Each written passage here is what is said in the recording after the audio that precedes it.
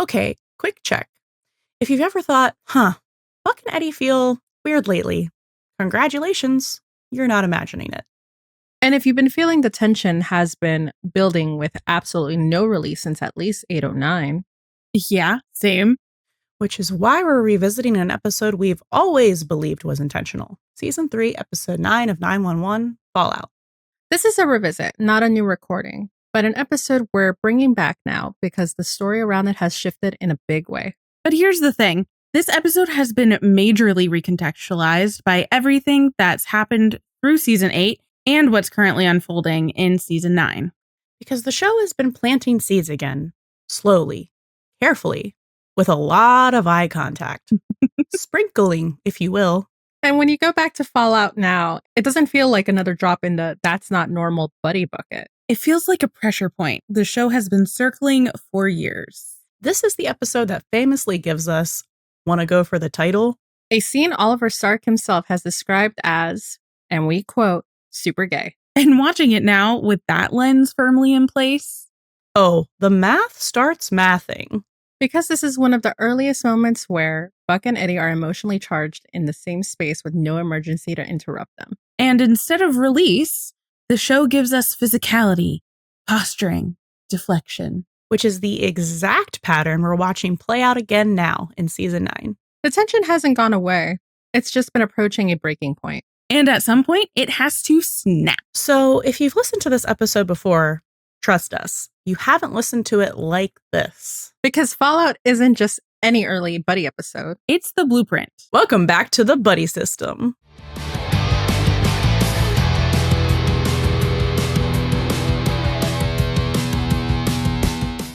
This episode brought to you by homoerotic kitchen chats with your best bro. Welcome to Dispatch. What's on call this week? This week, we're discussing Season 3, Episode 9, titled Fallout. Written by Juan Carlos Cotto, directed by Marcus Stokes. The director of photography is Dwayne Milwaukee. And it originally aired November 25th, 2019. All right, let's get into some of the calls of the week. The first one is Olivia's Comet. Yes, I know it's a meteor, but just go with it, okay? So a young woman down on her luck hits the cosmic jackpot when a meteor crashes right through her, all the way through. And then we have, does Maddie get deja vu? So Maddie gets a frantic call from Tara, who has shot her husband, and implores Maddie to come and help her. And then the last call we see is, did someone call for an Incredible Hulk? I'll explain. A recycling truck crashes into a tunnel and causes the illegally transported radioactive waste to catch fire and emit gamma radiation. Oh my God. Putting everyone at risk. Listen, I really thought Bobby was going to turn into the Incredible Hulk for a second there. I thought we were in the wrong franchise. At least he'd be indestructible. He would be. Maybe he should have... Someone write the AU. You're telling me you had a character with canonically magic blood who gets exposed to gamma radiation and does not turn into a superhero? Oh, God. And is the one that... Anyways. Tim Minear, this was your superhero origin story that you could have submitted to the MCU. Maybe you could have... You and Feige... For your consideration. Oh, that would be entrance scary. to the MCU. You know what? Never mind. Minear and I don't need Feige? that. I'm scared. Actually, no, that's terrifying. That's terrifying. That's also opening up the possibility of getting... Told the evil bald Those people. Oh, well, I was the Russo brothers directing an episode of 911, like a 2-parter or a 3-parter. So I like having my will to live. Did you say all the evil bald men? Anyway, what did we think of this episode, guys? Well, at least Bobby didn't die. God! All right, now seriously. Triggered. No, seriously, No, I always have to give you the most out of left field comment ever. Anyway, I thought it was a really good episode. It's one of the best episodes of season 3, I would say. I mean, it really not ties up, or maybe it does kind of tie up a lot of these storylines that all the way from back in season 2, how we've, it's like we've circled back, see how they're dealing with the fallout, how we're moving forward from that fallout of, I'm going to say Mhm. fallout a lot. Get your counters ready. Maybe this is my stuck, I guess. I don't know. Yeah. I'm kidding. It's probably not going to happen again. It's because I have no other word to describe it. Anyway, yeah, no, I think it's a really good episode, especially how it it touches upon everyone's. One, we see like it's a very good ensemble episode, but then it also like how it digs deeper into like everyone that was dealing with something like super traumatic, especially Hen, Eddie, and Maddie. Nailed it. For real. Yeah, there we go. That was a mess. I think this is also one of my favorite episodes of season 3. When I think of season 3, I think I tend to think of the tsunami, fallout, and Eddie begins. Like that is what I think of as season 3. I love this episode. I think it's written so fantastically. It's just another Juan Carlos Cotto ensemble star-studded event, basically, because it's just so well done, and like all of the little banters and like mini convos between all of the characters that just really like flesh out how real everybody is and how much of a familial bond the 118 have. It just makes it feel so tangible, and like all of these little lore drops, everything. It's like it's all dialogue, but it illustrates like how tight knit they are, how real they are to each other, and it makes it more real to us. So, fantastic episode and very thematically poignant. So I think it is my season 3 stuck. I think it's a fantastic episode. There's so much happening in this episode. It juggles a lot. I was on my first rewatch of it, like the do you want to go for the title scene happened, and I was like, oh, this episode's almost over. It's 25 minutes in. It's like halfway through the episode. Why do we always feel like it's at the end? I think it was just because there was so much that happens in it that at that point I was like, oh, this is like a wrap up to like their whole thing too. So it felt like we were wrapping up the episode. But yeah, like Juan Carlos, he does the ensemble episodes. So like, I don't want to say better than anyone else, but he does them better than anyone else. Like just no one's doing it like him. Mm-mm. Like other people do great ensemble episodes, but his are just like top tier. Like, and you never feel like you aren't like you're missing out on seeing a character. You know what I mean? Yeah. Because like even though Chimney didn't really have his own plot, like we still got good amounts of Chimney in here. And just like Rachel said, like all the banter, all of the dialogue, just like really seeing how they interact as a family, like at work, outside of work. And there's just so much happening. Like so much like heavy shit happening, balanced really well with like a meteorite goes through this girl, and it's like one of the funniest calls they've literally ever had to me. Buck literally gets underneath her is like, hi, Cap. I think that's objectively true. Like it's really funny. I don't know. It's just such a great episode. It's really depressing now, like in retrospect to watch this after 8:15, but it is a really good storyline for Bobby and, you know, the Grant family. It's got one of the gayest scenes television has ever made, and it's got a really great Hen A plot. So like, what more could you ask for? It delivered on everything. Yeah. Yeah, it's good. It really did. It did its job. I do think it hits a little different though after like 8:15. Oh yeah. No, I just started crying. Aw. No, I just started crying. I had to pause the episode and take like deep calming breaths. The first time I was watching it, I was like, it like literally sent me. I was like, no. The moment with Buck and him, oh my God, that triggered me and I started crying. And when they're all watching him like concerned, like get decontaminated, I started crying. And then oh my God. And then when he's in the hospital, you know, with Athena, and she's like, can't make Not me ready. a widow. Oh my widow. Yeah, that's the part that sent me. I had to pause. I was like, get absolutely sick not on me. And I was like, it's actually sick Criminal. and twisted that they killed him this way with this this episode in the roster. Anyway. Yeah, I think we'll get into that with a little more depth later. Yes. Shall we dive into the sweet embrace of the jaws of life? Cool. Yeah. I've never heard you describe it like that before. No, I did last episode too, I think. I was like, put me out of my misery. I'm so tired.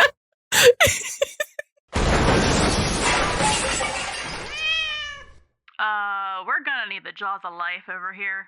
All right. So I think I mentioned this last week, but there were a couple articles or interviews with Aisha Hines that came out for this episode talking about Hen and her arc with these last few following the ambulance crash. And we have articles from The Wrap and TV Line, and I'll just read a couple quotes from those. So talking about Hen's like feelings of responsibility and how she's dealing with the after of the ambulance. She says, I think that Hen is flooded with emotion and making it a little bit difficult for her to find her path right now because she's trying her best to decipher what that story is. What are the facts? For her recollection right now is leading her down a path, making her feel like she is 100% responsible. And even if it weren't so, she's assuming all responsibility for this event. And it's all very blurry for her. All she knows is that as a first responder, she's supposed to save lives and someone's life is taken away on her hands.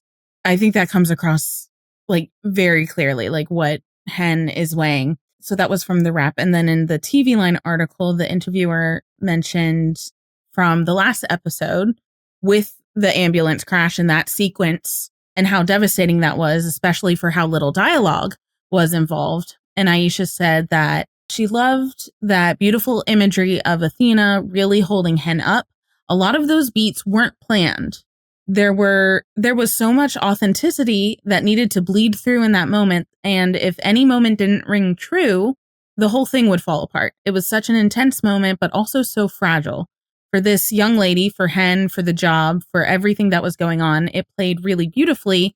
And I think that speaks to the relationships that we've all established, both on and off camera. And she continues, as she was looking at everyone and seeing how concerned they were for her, the lines blurred. Like, were they concerned for Hen or for Aisha? It was a beautiful orchestra of events, which is like, I think we mentioned in the last episode, just like how viscerally Aisha plays like those very deep emotional moments. And yeah, so for her to be so like aware of like how things have to come across authentically and really leaning on like their real life connections, I think that comes across. And then the interviewer asked about Hen and Karen, what has it meant for Aisha and Tracy Toms, who plays Karen, to establish and explore that relationship. So for anyone who doesn't know, Aisha and Tracy were friends before they were even cast. And Aisha says, so when she heard that Tracy was going to play Karen, they were both so happy. They knew that they were safe with each other and they enjoy getting to peel back the layers of their connection. But they get to deal with these very real issues that families go through. And they've been very happy with the evolution of Hen and Ren, as we call them. Getting to explore our family and expand our family is just so wonderful. I just think that's really sweet. It's again, one of those things like you can just tell like how much care is between Aisha and Tracy. Like they make Hen and Karen's relationship look so effortless.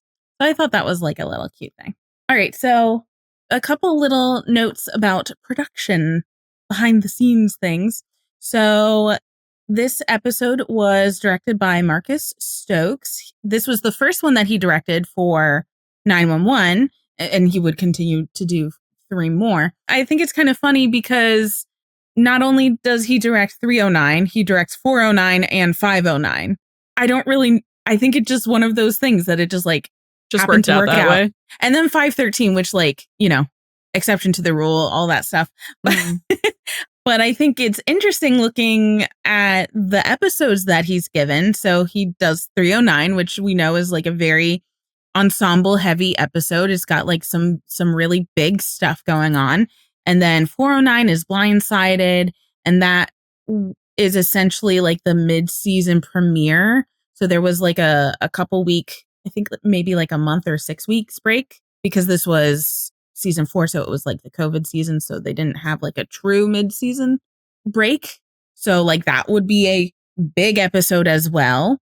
And then 509 is Prologue, which was the mid-season finale for season 5, so like going into winter break. And then 513, which was Fearophobia. And I think all of these episodes have a lot to do with like Maddie and Eddie, and but Fearophobia is an episode coming back from a 2-week break.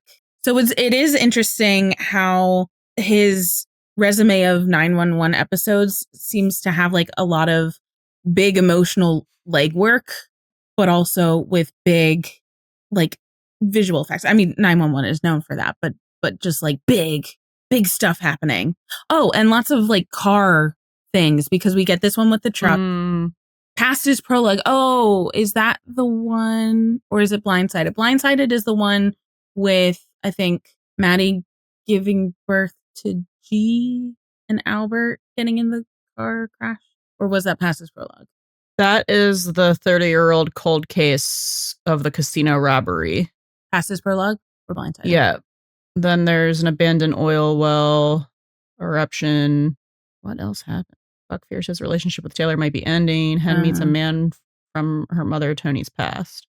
Yeah, so it has a lot to do with like the same, kind of like the same characters, I think, which is just kind of interesting. I like figuring out like a tie to put those all together.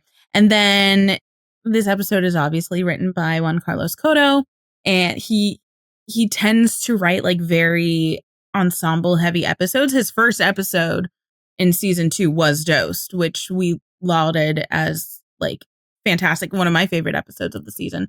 But just to like come out of the gate swinging, getting everybody's characters so true to form, and I think he really handles that very well. Like we see in this episode, everybody is just like these little quips, these little lore drops that's just like so perfect to round out the characters more. And then he also teams up with the same director, Stokes, for 513. So Fearophobia. So I like to see when multiple writers and directors like end up working on the same stuff.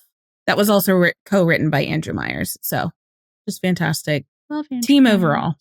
I have a little tidbit, a little fun fact of when I should probably look at this more, because I think they do draw a lot from like actual real life emergency calls. Oh yeah. Or like, history, things that have happened. But I was I was like, could someone actually survive this with a meteor strike? Like, I know that they explain it, but I was like, okay, like I was like, Buckipedia pops out, and he's like, one other person hit by a meteorite in the 50s, and I was like, okay, that's got to be true. So it is true in Sylacauga, Alabama in 1954. Huh. It's the first modern instance, because I think there's like some like records and like ancient Chinese or like history of like people being killed by like falling meteorites, but she's the first person in modern history and first human on record to survive it. So it crashed through the roof of her house into the living room. Sounds familiar. Bounced off of a radio and it struck her in the hip. Like, so she didn't go through her, but she had like a injury, really, really bad bruise. 8.5 Just pounds. A bruise? Yep. It didn't go through her because she didn't get directly hit. Like, it went through her roof, bounced off of a thing, and then hit her. Oh, and she had like a bunch of blankets. Huh. That was the other thing. Oh, that's interesting. That they credited for absorbing some of the shock. Okay. Yeah. Okay. Yeah. That makes sense. So I just thought that was interesting.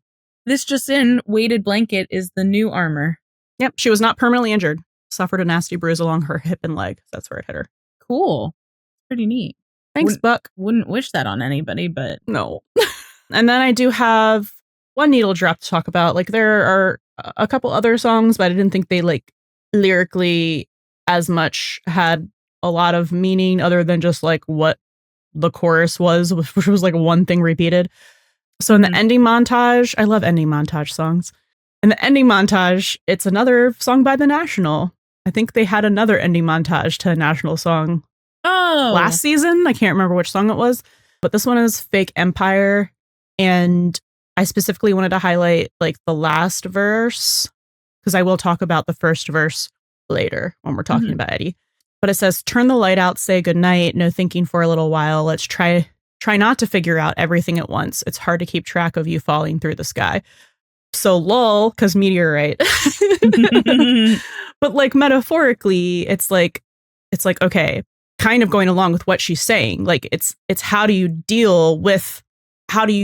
choose to deal with what's happening? Do you ignore it? Do you power through it? Like that's the whole ending montage. So I thought it was like a good choice. And I just love The National. So yay. Good. That's cool. Ending montage songs are so important. They are. Bring back a couple times a season. We haven't had a voiceover. I know I complained about this in the first season. You did. But it's because I hate Abby doing it, but she's gone. Wow. So free. I didn't want to be learning lessons from Abby. She needed to go to therapy, not fuck someone in their mid-20s and use them. Thank you. Need to go to therapy. Anyway, bring that back a couple of times a season, like for the very big episodes where you're like everyone's learning a big lesson. I think that would be cool. I miss them. It's such a like quintessential 911 thing, and we haven't done it for a long time. When was the last time we had it? Hasn't been since we moved to ABC. I don't think so. I feel like, wasn't it like 5? It was 5 or 6, I think. Well, 6 would make sense, but yeah, I don't know. Yeah. Somebody answer that question for us. Anyway, moving on. We'll have to someone who's watched 5 and 6 more than the one time we both, all 3 of us have. It's so funny. I feel like we keep running into like 5 and 6 being our blind spots. We really need to rewatch it this hiatus. Yeah. Just to familiarize. There's so much Eddie stuff in there that I think we just need to rewatch Eddie Max anyway. So I've connected the dots. You didn't connect shit. I've got a few things for our Red String Corner. Namely, yay! Sorry. No, please. I'm not going to stop at yay. Hello. Namely, callbacks. Like there are so many callbacks that I picked up on, and there's probably more that I didn't. But lots of things being brought in from like other, just mentioned, right? Just mentioned from other episodes. And I think that really goes to show like Juan Carlos Cotto does his homework. He is so familiar with the show and the character's lore and what has already transpired that these were such like natural callbacks. Let's see. So we had the first one, I mean, with this episode dealing so much with therapy, the callback to 102, which is Buck sleeping with the therapist. We don't want to talk about it, but like I think the only other time it gets brought up outside of, those first couple of episodes in season 1. The next one is when Denny says to Ken and Heron, like, let's go pick up Paisley. And for whatever reason, I was like, what? Like, I knew Paisley was the dog, but I was like, when did they get a dog? How long have they? Because like, I feel like we've forgotten. And then it occurred to me, it's like, oh yeah, Paisley was the dog from the earthquake that Hen brought home in 202 or 203 that everybody just like forgets about. No, I knew who Paisley was, but I was like, I forgot that Paisley had already happened. For some reason, I was thinking it happened in season 4. No, because there's another dog. Oh. There's another dog that happens that like goes to and I forget his name at the moment. Okay, that's what I was thinking of then. Okay, that's what I was thinking of too. And I was like, wait, Paisley? That's because not the name. Like, wasn't Albert involved in that? Yeah. I was like, and I don't remember. Wow, like guys, Albert isn't here yet. I remember that. On? I remember Paisley. You're just smarter than we are. I mean, I knew Paisley was a dog, but I was confused. I'm going on. How many dogs have the Wilsons gone through and then they just disappeared? Just one. That one, I think they do explain it. I forgot what season do they explain that, but probably when they brought in the other dog, they explained that we had to give her up or something. I don't know. Yeah, I forget, and I can't remember the that other it dog. passed away. Maybe. Mm. And I can't remember two. the other dog's name, but I think it started with an H. Herbert. I actually don't know. Don't quote me. The next one is, I mean, it's pretty obvious, but from Hen Begins, they bring back Stacy, her life coach. That's pretty obvious. That's so serendipitous. Oh, yes. How serendipitous of them. And then the last one that I wrote down, at least, was from Chimney Begins, when Chimney Hoover. Hoover. That's close. Herbert. From the sorority house. Yeah. Thank you. I knew it had an H, but the last parallel that I wrote down was from 212, which is Chimney Begins. And that's when Chimney is having his one-on-one with Hen and telling her, like, hey, I got this really good advice one time of, there's so many patients in the world, but the world needs more healers. I paraphrased. And I was like, oh, it took me a minute for that. Because I was like, yeah, that's probably something Hen said. And I was like, no, actually, that was from Eli in Chimney Begins.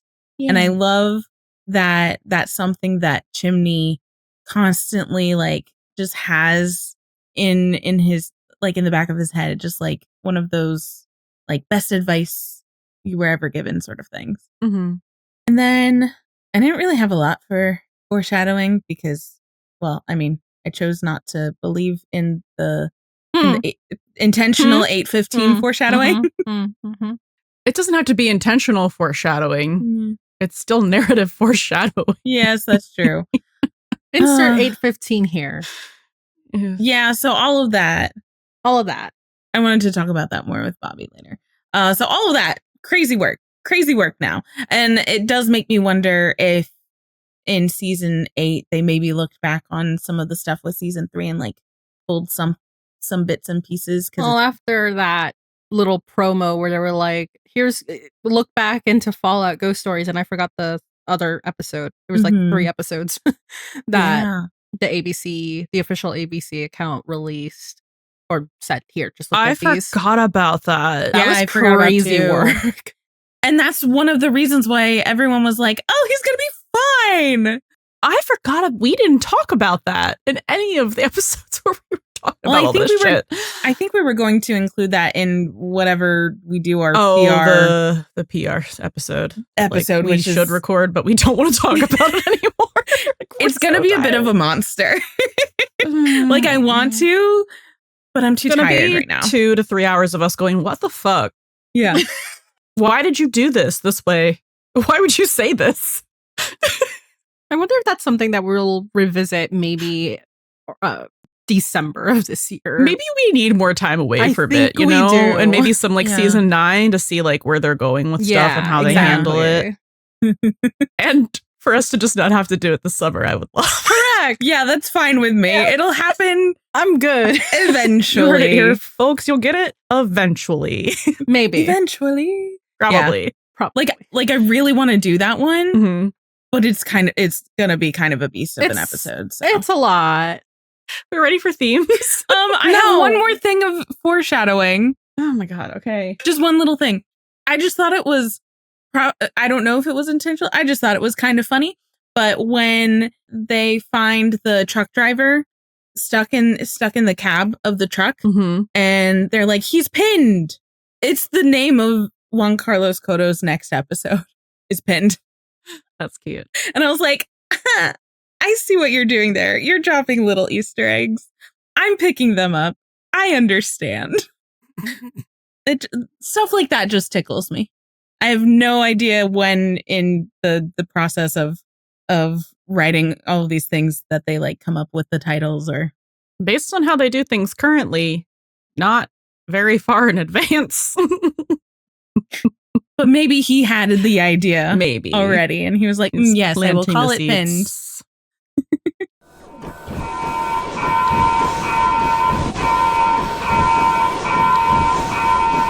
Flashover.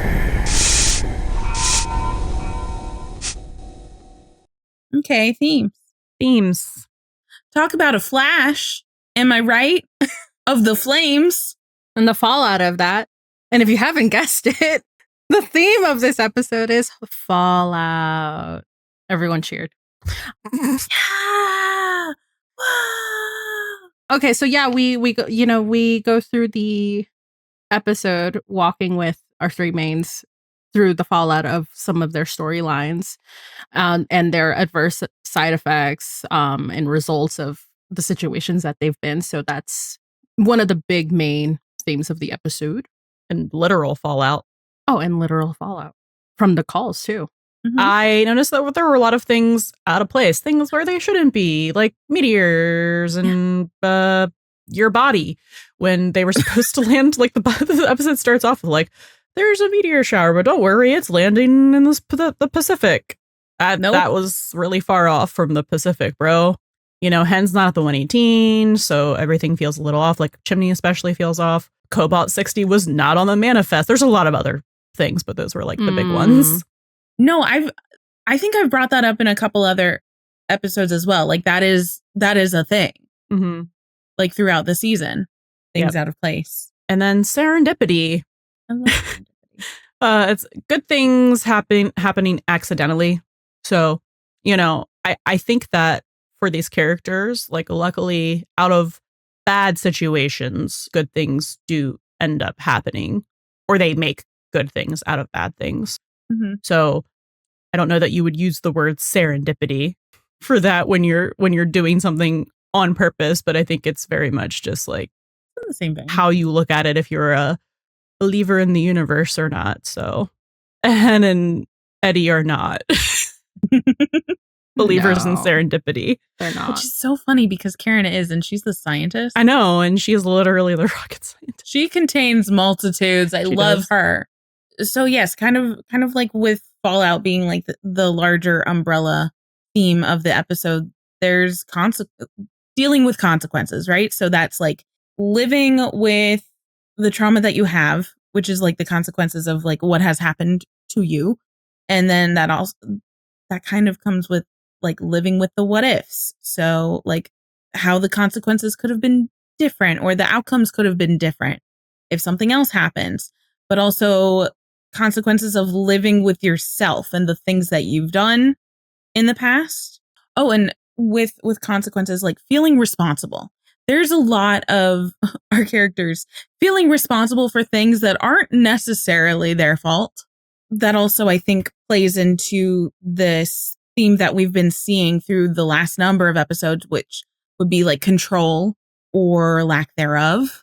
And, you know, maybe taking on the responsibility, even though something was out of your control. And then there's a little bit of a theme of like a crisis of faith, and whether that's a crisis of faith in yourself or just like whatever you believe in, like your other people. Like Hen loses faith in herself, like she has to trust her instincts.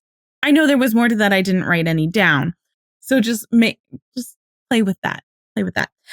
Then we also have a big theme of therapy and going to therapy. I would love to bring this theme back. Yes, let's please. So how to, again, live with the trauma, but like healthy coping mechanisms maybe, and how to deal with the side effects and the results of the consequences of your own actions. So that's also kind of tied together as well. And then just like a couple other little things that I caught on, but do not currently have the brain cells to expand on, but stuff about like enemies, especially after like the lawsuit episode where we had like people against people, like that theme of if you're not with me, then you're my enemy. Like like the company of the recycling truck place and May's essay, living with the enemy. And then saviors searching for someone to save, or rather, I think the better way to word that is healers doing harm. That makes more sense. Yeah. I was like, saviors searching for someone to save. That's the show. I know. I think I just liked the I was like, alliteration. she's tired. I'm just going to let her have it. Healers. What did I say? It was more alliteration. Like healers. Yeah. Healers doing harm. Yeah. Like not intentionally. Well, yes. mostly intentionally. Yeah, you like Eddie did it intentionally. And gratitude kind of, I feel like, goes a little bit with serendipity, but when something like that serendipitous happens and you're able to find a moment of gratitude for that is really nice as well. And I think we see some of the characters like understand that. I mean, it's mostly Hen. And then anticipation. So not knowing a moment is important until later. Like hindsight bias is 2020. Yeah, that's it. That's all I got. That's all I got. Okay, folks. I was just waiting for you to be done. I noticed that breaking cycles was kind of a theme here. Ooh, I like specifically with Athena and Michael, with how, like, we don't know anything about Michael's parents, but we know about Athena's parents. And, you know, when they were having that conversation about like how they agreed to raise their kids to, you know, TLDR, support them no matter what, even if they don't agree with them, you know, so breaking that cycle where we know that, you know, Athena's mom very much did not do that. And that's actually like a common thing with like, I think a lot of older parents, like older generations, that it's very much like they had a plan for their kids. And, you know, if you're not following that plan or you're not falling in line with their beliefs, then it's a problem. It's a point of contention. And so them making the conscious effort to break that cycle and do better and be different. And then we see that as well with Eddie when he's in his therapy session. And we'll talk more about that when we get to Eddie and therapy. And also Maddie too, a little bit, right? Because she's trying to help Tara break the cycle. Yeah, I guess. Yeah, she is. Because Maddie has broken the cycle for herself. Yeah. So she's trying to like pay it forward. Yeah. That one doesn't work out so well. It does. No. I mean, she saves the guy's life, so she won't live with regret about that. But like, she went back to the guy, so. Listen, Maddie tried. Maddie did redeemed herself. Yes. Mm-hmm. Hey, where's the fire?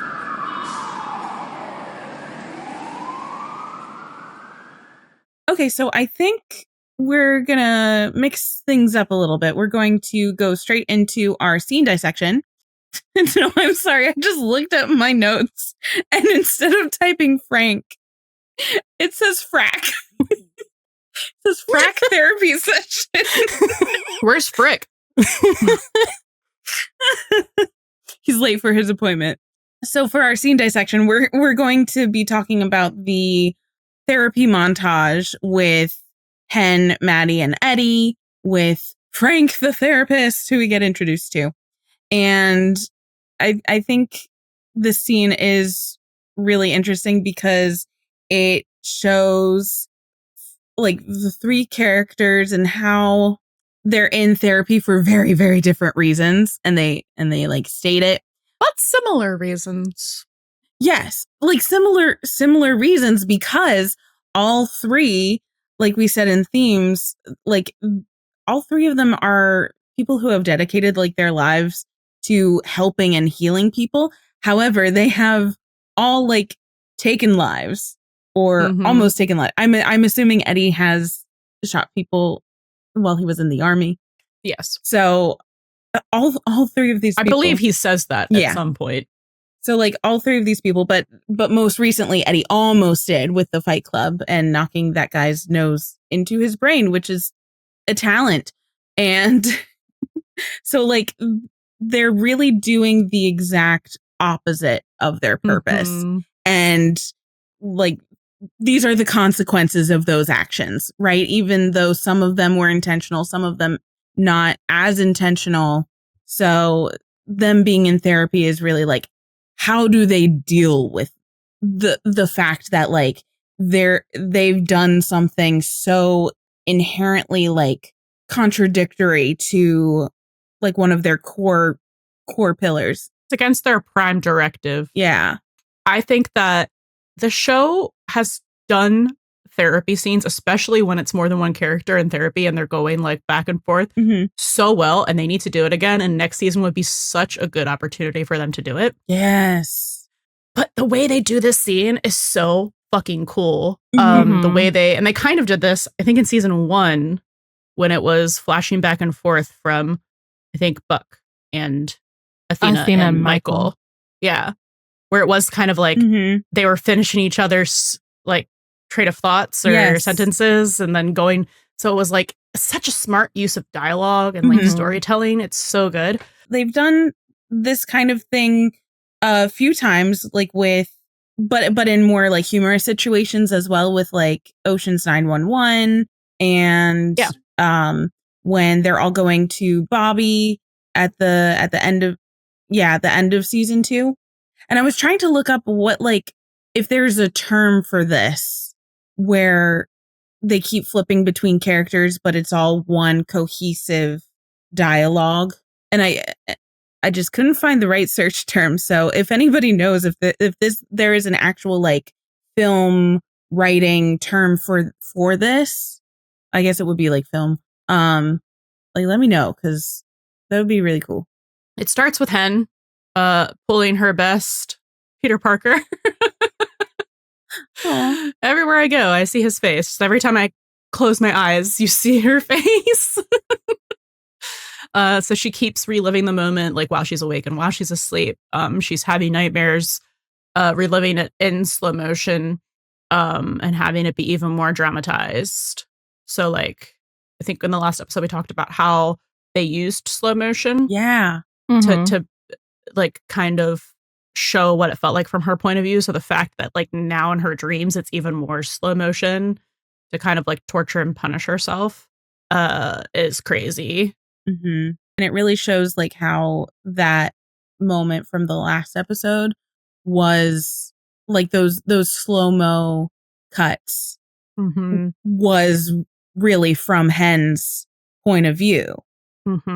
Especially if you're like ruminating it over and over again, because like, you know, sometimes if you drop something, you see it happen in slow motion, even though like that's not how time works. But like your memory of it gets distorted. And I think that's what she's kind of doing to herself a little bit as well, because, you know, like later on she says like she doesn't remember pushing the button. And I think that's one of the things that she's beating herself up so much with. She's probably going over and over the memory to like try and remember if she did push it, and she can't remember doing it. Do you want me to just go down in order of the dialogue? Because I feel like that might be easier. Because then we can also talk about the connecting lines, because I think they're all really good. So as she's talking about like having this dream, right? She's like, the injuries are happening while the car is crumbling around her. What is that? And then it flashes to Eddie going, "It's not normal, right?" Oh, God. And then he says something which is kind of just like the textbook definition of depression. I know. I'm like, Eddie, honey, do you hear yourself? He's literally like, all good things are happening and I can't enjoy them. That's literally depression, bro. That's in my notes. That's depression, bro. You know, what's really funny about like this, I think about like the injury that this girl gets, Olivia, from, you know, the meteor shower, like how like her wound had cauterized, and like the reason why she's not feeling all the pain, so like all the nerves and everything, like it's just, you know, basically all sealed up and everything, so not feeling any pain. So I like tied that back into like Eddie and the Fight Club over here, because he's like just numb to it. And that's kind of what he says in here. He says, "We saved someone from dying. My kid does something awesome. It's moments where I should be happy or proud or both. I know that, but I just don't feel it." So I'm like, so that felt like such a interesting like tie into for him. Yeah. Alexa, play Numb by Linkin Park. Oh my God. Become so numb. He is though. There. Yeah, that's kind of perfect. Well, for the him. problem is not to keep going on this metaphor, but it's a good one. he is numb. He's like the opposite, but it is almost like he made himself depressed by pushing down all of these feelings and not addressing them or dealing with them, because he was I think I remember at the beginning of the season talking about how he was like a raw nerve, like an exposed nerve. Yeah. So like if you think about that, how like all of hers were like closed off, and that's why she wasn't feeling any pain. So it's like he kind of did that to himself, but to his own detriment. Like, yeah. But also, like, if we're still going with, like the meteor creating a hole. Oh, I'm sorry, wound. fam. Oh, yes. No, it's also so interesting too, because like so often therapy is like hollowing yourself out. You're like digging out all of these like innermost things and just like, presenting it and just being like, okay, well, I'm hollowing myself out so I can, be better in the future. And it's also like therapy is like a hollowing out but cauterizing at the same time. So therapy is the meteor. God. It's the meteor metaphor. Yeah, you're not. It is. I think that's on purpose. Like, yeah, I think that's very much on purpose. But that's pretty good. Yeah. So then Frank says, there's no one right way to deal with trauma. There's lots of wrong ways. Eddie's discovered many of them. And he's not done. No, he's definitely not. But then he says all the first responders at council process it differently. And then Maddie's like, but you all say the same stuff. You try and press the same buttons. And we find out this is her third session recently. Like, we know that she did a bunch of, therapy back in season 2. This is the mandated ones. But this is her third mandated. And Frank's like, are you not finding therapy helpful? And she talks about like she used to, like, right after everything with Doug happened. And she did all of it. Talk therapy, group therapy, cognitive processing, which I think was like CBT, cognitive behavioral therapy. She spent 6 months just talking about my feelings. It sounds like mine and Eddie's nightmare. But like, if we think back to, to like 14 and stuff, when she, like that time when she and Buck were having lunch or something in the diner, and she's just like, I'm so done with talking about my feelings. Like, I'm not sure she really was like thinking that it was working for her, because she was just like, I just want to be done talking about this stuff. So like, I don't know if she's being like as like super truthful, or she's just like understanding the benefits of what that was doing for her, like in hindsight, like looking back. I think it's a bit of both, because I think it did help her, but I don't think she was completely honest. Like she ends up being at the end of this episode, about all of her feelings about it. So like your therapist can only help you with what you tell them. The name of the game. Yeah. So he says, why do you keep coming back? And she's like, I was already here by my boss. Then we flash to Hen saying, I know I need help to process this. And then to Eddie, who says, I don't want my kid to be like me. So I love when they do this shit. Because it's one question, it's all three of their answers. Yes. It's just so good. Yeah. Maddie's like, they told me I have to be. Hen is very much healthy, like, I need help to process this. And Eddie's like, obviously it's about his kid, because like otherwise he wouldn't be doing it. Yeah, I think that's so well done to have that question be answered by all of them, because it shows so much of their character, like so much about their character just with one line, but also like their character motivations for so much. So Eddie talks about his reason for being there. I don't want my kid to be like me. Because what have we always said about Eddie? He hates himself. But specifically, there's an incident that's making him feel like this. And he talks about it, like how Chris is always happy and open, ready to share every thought in his head. But his kid was hurting. He was in pain. And he felt like he had to hide it from him. And that's not okay. Like he doesn't want him to have to do that. And I thought that this was so interesting. Is this like one of those moments? To me, like it feels like one of those moments when you see like where it's like Chris is a mirror of Eddie. Yes. In a way. That's how I interpret that. Yep. Yeah, I think I was reading a lot of what Eddie was saying, because it was it was so centered around Chris, but I think it could so easily be taken as like a thinly veiled projection. Yeah. Like he's talking about himself through Christopher. And that's like the easiest way for him to open up. So he is saying, without really saying it, that this is how he had to be as a kid. Yeah. He had to hide his own feelings and pretend he was okay. Yeah. The only difference is that he is not his parents, because with his parents, he had to act like he was okay. But with him, like, he wants Chris to open up. So yeah, he doesn't want Chris to be like him. It's obviously different situations because, like, Eddie did it because he didn't want to deal with whatever the negative ramifications were of him expressing his feelings. So I'm sure it was some version of boys don't cry and that kind of bullshit coming from Ramon. So, you know, and he had to be the man of the house. So he did. He just had to suck it up. Yeah. So unfortunately, you know, we've talked about this too, where like Christopher is such an observant kid.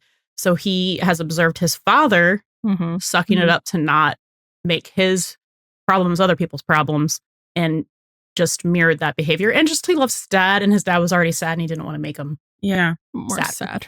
It's like a classic thing of Eddie trying so hard to be something and do something this certain way to break those cycles, but it kind of ends up backfiring because by trying to allow Chris to be better than him, he still, and I think we've said this before too, he like neglects himself, and then Christopher picks up on these kind of like learned behaviors because he is so intrinsically observant. Yes.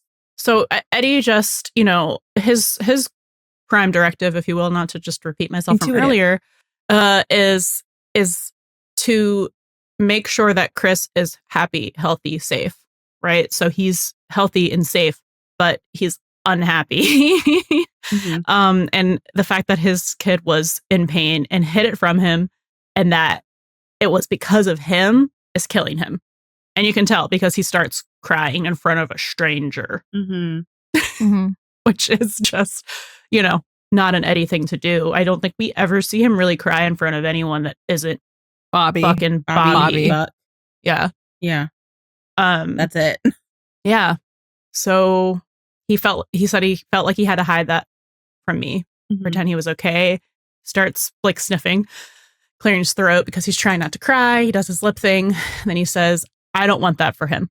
Because it's very much, he doesn't want that for Chris, but it's like he doesn't want Chris to feel the way, ever feel the way that he did in any way growing up.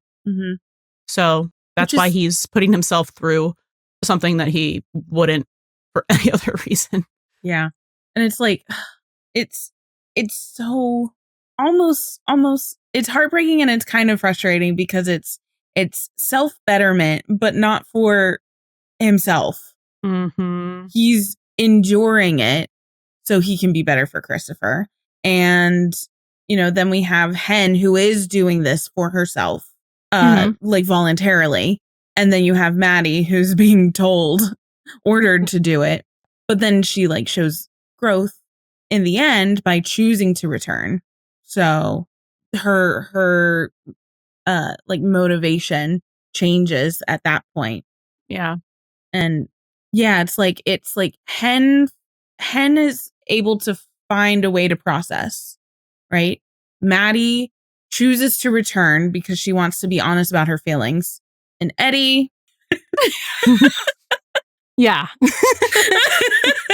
he goes again when he's made to. Still my dude. Still dealing with it. Like I don't know how Frank didn't. I guess if he's a therapist and not a psychiatrist, he can't prescribe medication. But like if he was a psychiatrist and he didn't take one look at Eddie and write him an SSRI prescription. Oh my God. No, because his is like textbook. Oh yeah. He literally walked in there, said the definition of depression, and then said, "But I'm here for my kid." Yeah. Yep. Like, but enough about me. Let's talk about my kid. But also me. But Via. It's about my kid. Yeah. via the metaphor of my child. Yeah. Like to wrap up the scene, we kind of have our last, 1, 2, 3 answers. Mhm. Maddie says, I violated department policy, I violated a woman's trust, and I am really sorry. I've run her on her super meaning that you decide. like I think she is sorry. I think she's sorry that she got caught.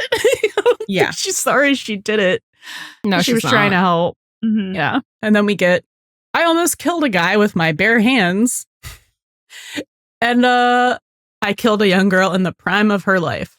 And then we get finally a glimpse into the actual what's going on with Maddie. She says, I survived, Doug didn't. I just love having the three of them be the focal point for this episode, because they've all gone through, like, at the core of it, like something kind of similar with like the taking of a life, yet we're able to explore it in so many different ways. Mm-hmm. And I think that's really well done and really it's like, this is a fantastic just like character study scene, but also just like character study episode. Yeah, agreed. We can move on to Who's cooking? Who's cooking? All right, so now we'll get into more of the character arcs, keeping in mind what we've just discussed with the therapy stuff. So Bobby sitting Hen down and him telling her what like the official ruling of the investigation is, and how she is officially absolved of all responsibility because they figured out what happened, and it was like the circuit thing didn't go. So she did press the button.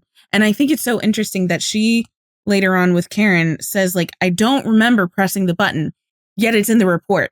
Karen says that as well, but it's different when it's like, sure, the report can say. She's obviously not putting a lot of trust in the report because she needs to put trust in herself, or she needs to regain that trust in herself and her own instincts. But she doesn't remember pressing the button because it's something so instinctual, so habitual for her. And she just can't let that go. Mm-hmm. Yeah, and I mean, Karen makes a great point. She's like, did you remember putting your seatbelt on? Mm-hmm. Like, I brushed my teeth this morning, but I don't remember doing it. Like, there's just so many like things that we do every day that we don't remember doing, but assume that we did them. Mm-hmm. So it still doesn't get through to her because it's, she might not legally be at fault, but she still feels like it is her fault because she's like, I hit her. Like, she still did. Like, she was the person who hit her. So yeah, that's going to weigh on your conscience, especially for someone like Hen, who's dedicated so much of her life to helping people, to healing people. Yeah. So yeah, she has the conversation with Bobby where like she doesn't look relieved at all, and Bobby is like, you just take the time that you need and like come back when you're ready. And then she has this really lovely talk with Chim. I loved seeing them. I need more Hen and Chim together like that. Yes, please. Yeah, it was so lovely to see Chim being so supportive of her and imparting that like nugget of wisdom that he received from Eli however many years ago that has obviously stayed with him. And he gives like Hen like some of the nicest compliment, being like, there's no one better at healing people than you, and that the world needs her, but so does he. And there's an emphasis on Chimney wanting to get her back to feeling herself, so they can like be a team again, so he can support her too. He makes me tear up at the end, and when she tears up, I'm like, so valid. Me too, girl. So Karen takes her on a retreat with no crystals. Bummer.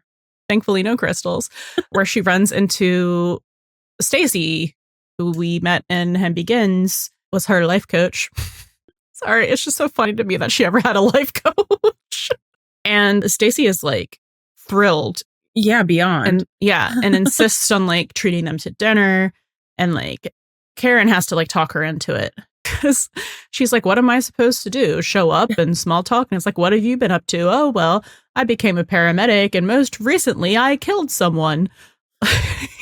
Which again is factually and officially untrue, but it doesn't feel untrue to Hen.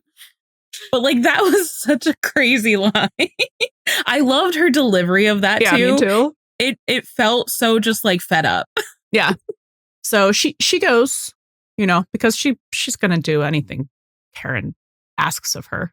Right. So she goes to dinner, and Stacy does end up getting through to her, like, I think more than anything else has, talking about how like Karen specifically asks her, like, you had the near-death experience, or like, did you see anything?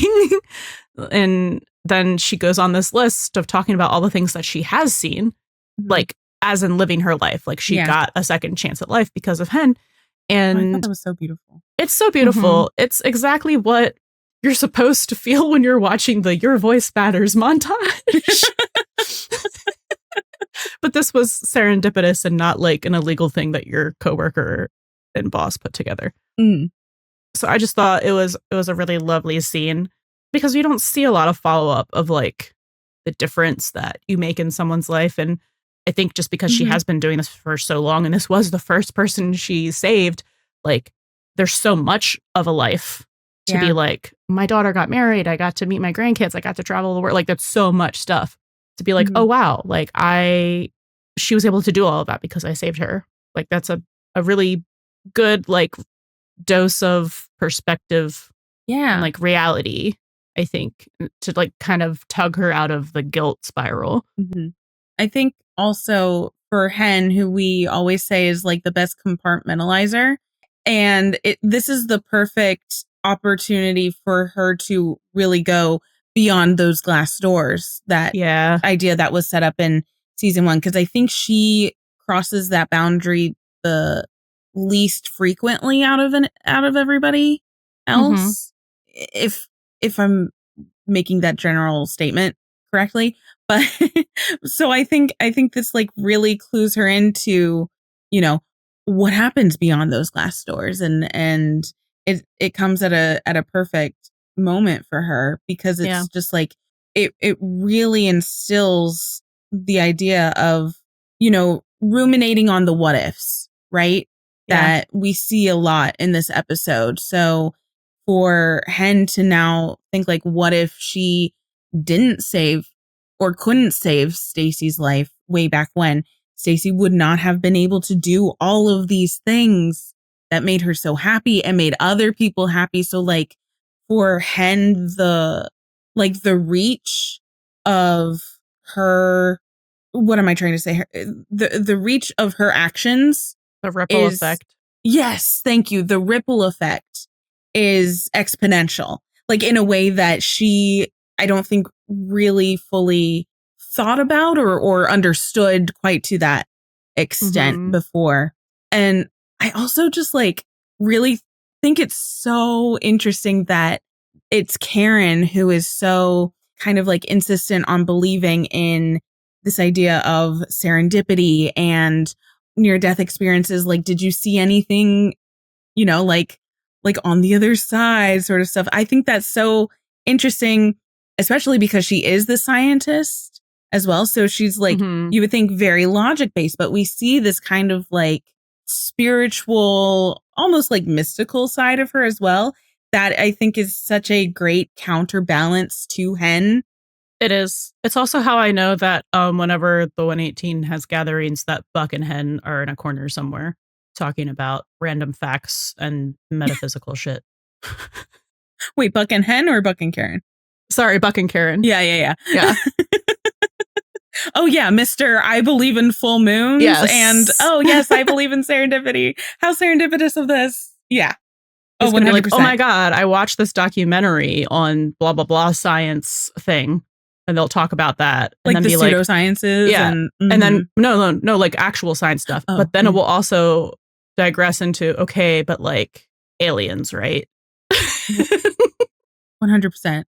I would also be in that corner with them. You would. I'm not even going to lie. You would. I would be in the corner with Eddie going, oh my God. Mm-hmm. But yeah, so then we see them get home from the retreat in this really cute scene where like they're complaining about the traffic and like you were supposed to go on the retreat to like, what did she say? Recharge and reconnect. And like, we only got half of the equation. And she's saying, Hen is saying to Karen, like, I feel like you got shortchanged. So Karen says, I did. yeah, She says that she did. And then they have this really lovely conversation where it's like you see them reconnecting after, which I'm so glad they had this conversation. And it wasn't just like, oh, now that Hen's in crisis, like we never talk about Karen's feelings about this ever again. Mm-hmm. Like it's just dropped. But she says, all the stuff Stacey said about the living in the moment and being grateful for it. I'm grateful for you and for Denny. And Hen says, I was worried for a minute there that maybe we weren't enough. And I was worried I wasn't enough for you. And they like, don't they share that sentiment? They to do, each other? yeah. Like Karen flips it around and is like you could go find somebody else. I know that most of that was the hormones talking, but like they're really loud. It's so cute. Yeah. And then Hen says like such a romantic thing, and then their kid interrupts them. So it's just classic like Adorably. parent stuff. Yeah. And she's like, I never cared about how many kids that we had. I just cared that we had them together. So like they may not have been able to do that reconnection on the retreat, but by talking about it now, they are connecting in that way. They're communicating the way that they normally do as true partners. It's like them confiding in each other with that vulnerability of like each of them thinking like I didn't feel like I was enough. But now that they both recognize that in themselves and in each other, they can move forward with that as well in like a healthy way, which is so nice. So like that retreat really did do what it was supposed to do for them. Then we just see at the end of the episode that Hen comes back to work.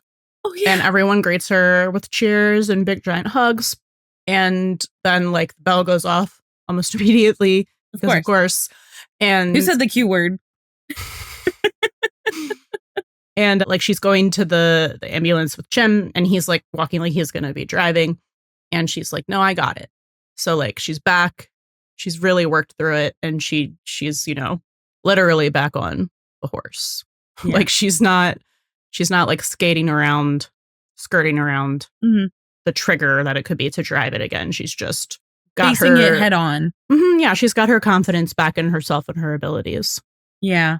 So it really shows like how she accomplished what she set out to do in therapy, which was to learn how to process it.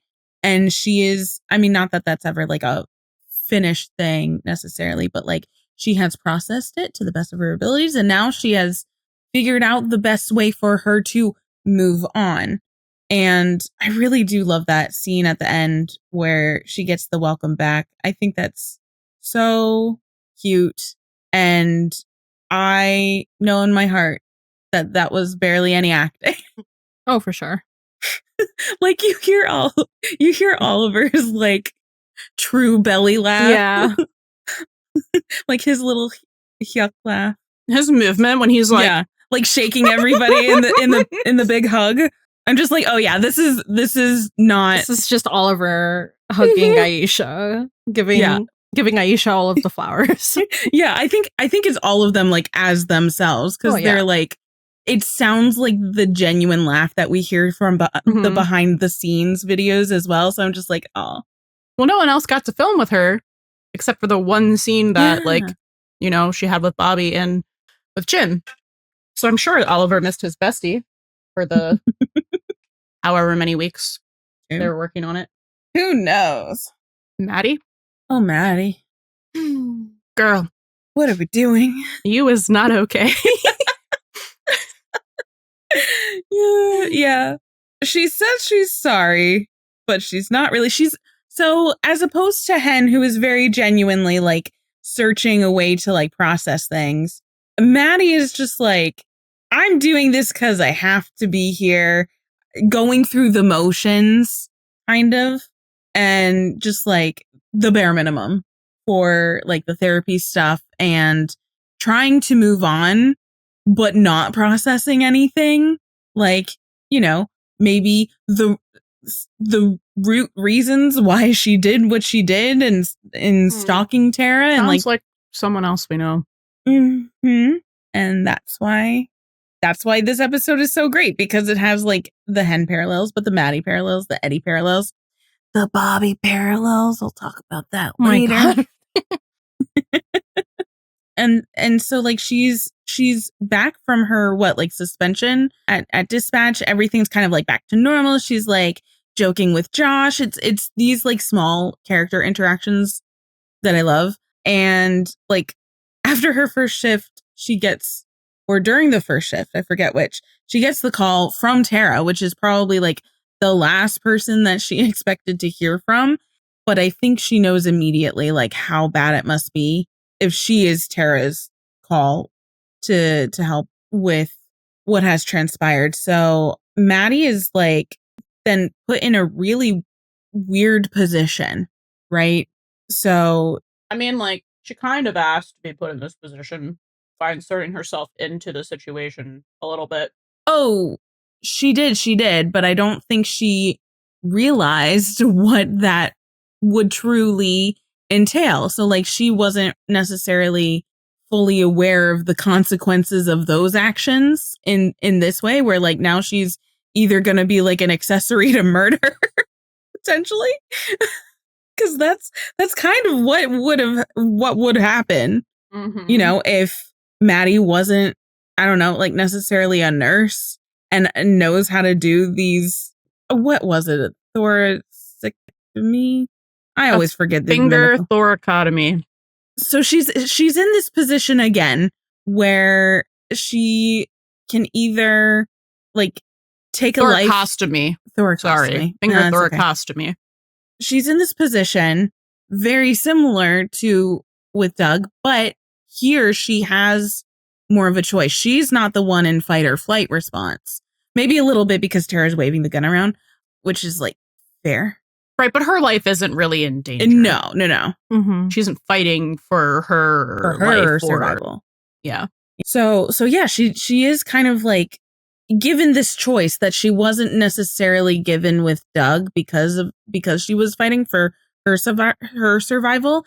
And I think because of what happened with Doug, she knows how, if it goes a certain way, how it will affect Tara, because she's living in those consequences right now. Like even though she didn't have a choice, it was life or death situation, she's still very much living with it. And Tara says it was self-defense, and Maddie goes, that is what you're going to tell yourself a million times, but you will never completely believe it.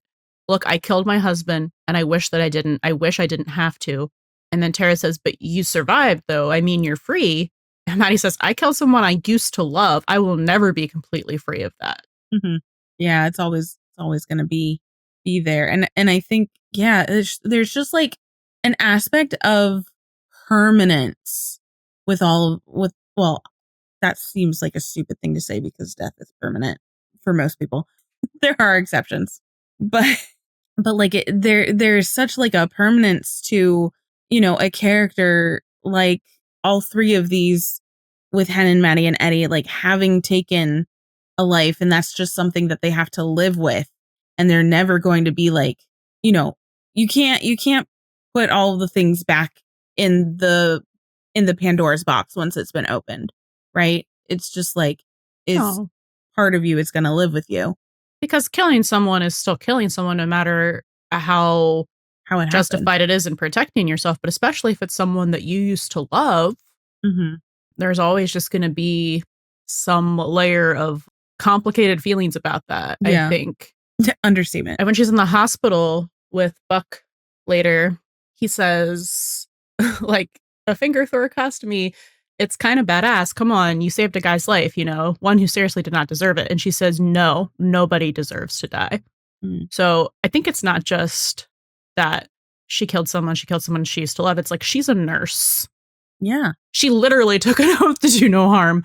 So, you know, it's not just the being a first responder. It's like she was a nurse. She was a medical professional. Like, I think it's just part of her more than it would just be another random person to do no harm. Yeah.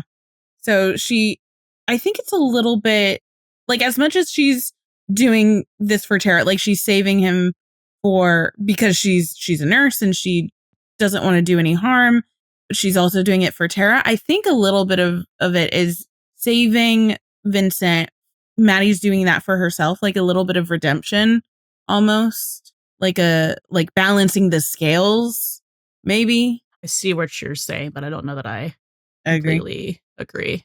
When I think about like Maddie and for this particular storyline, I do think about like why she started this like in the first place. Like, you know, she was triggered by that call, like hearing Tara at the beginning of all of that. And like, I feel like she did like, yes, I think we all agree like what she did was bad, but like she did it with like good intention. I think we can say that she did it with good intentions, right?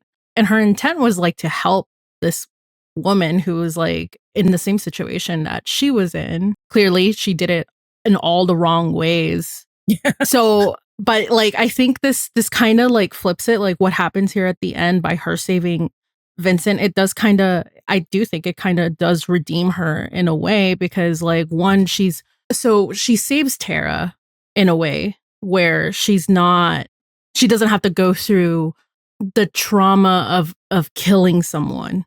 That's how she saves her.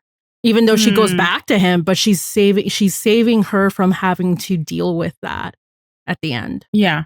Because if there's one thing she did, that's the one thing that she was able to do. That's the cycle that she broke. Not necessarily like the cycle of abuse, but she broke the cycle of, you know, like Tara having to live with that kind of guilt. Yeah. Yeah.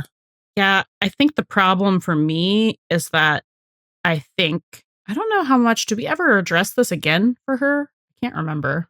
I feel like this is proper 911. We don't. Okay. So it's just from her reaction, you know, because like it ends up that, you know, Vincent lies and says that he accidentally shot himself, and that, you know, he does that because like he tells Tara that like he can forgive her and like they can be different or better or whatever. So she's staying with him, and she tells Maddie that, and Buck says, "You want to stick around in case she needs you?" And she says, "No, I can't help her anymore." So I really think, I don't think she regrets saving Vincent, but I think that she doesn't feel like it's a redemption at all, because it's like, I'm not saying that she feels it. I'm just saying, but in a lot of ways, like I don't know the actual statistics, but like in a lot of domestic cases, I think we did talk about this at some point. Like, women end up dead, right? So she might have saved Vincent, but if Tara's going back to him and is now going to have this held over her head, like she can't ever leave. So what's to say like he has more of the upper hand than ever? Like I just feel like it's a mess. Yeah, I mean that is a whole ass mess. Maybe for Maddie, it's also a little bit of a breaking a cycle for her of her feeling responsible for other people going through that when they are not she ready realizes to be you helped. Cannot help them if they don't want to be helped. Yeah, for sure. So I think it's definitely breaking that cycle of that for within herself. Yeah. Which is unfortunate because it doesn't have the happier ending. I don't think there's any feeling of redemption, any feeling of, oh, I helped, any feeling of anything. I understand that. I think there is a lesson learned. Oh, yeah. But like, I don't know.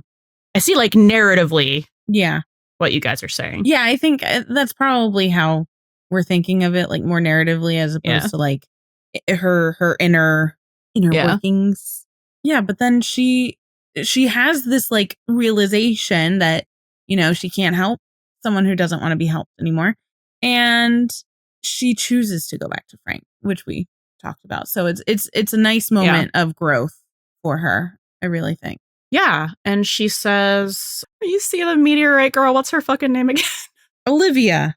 She says, I used to have this hole inside Oh my me, God. but after having an actual hole, I feel whole. That was the funniest line. And right after that, it cuts to her back with Frank, and Frank says, I was surprised you called. Your next mandated session's not for another week. And she says, I know, I just really needed to talk. And he says, okay, about. And then she says, how I really feel about killing my husband. Mm-hmm. So finally, yay. All she had to do was project onto someone else for how many episodes? A few. Before she got here, but hey, she's in therapy. Willingly. We got here. Love that for her. Yeah.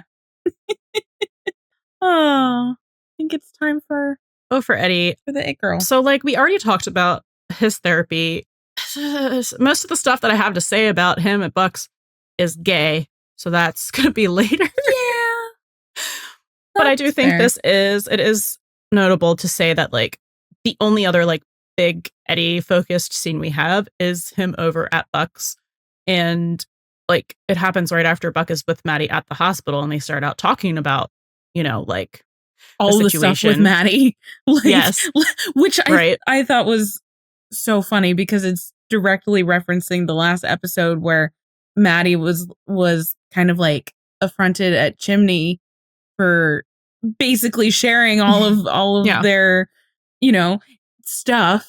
And meanwhile, Buck is also doing. Yeah. She's like, you can't tell Hen because then Hen might tell Buck. And Buck will tell Eddie.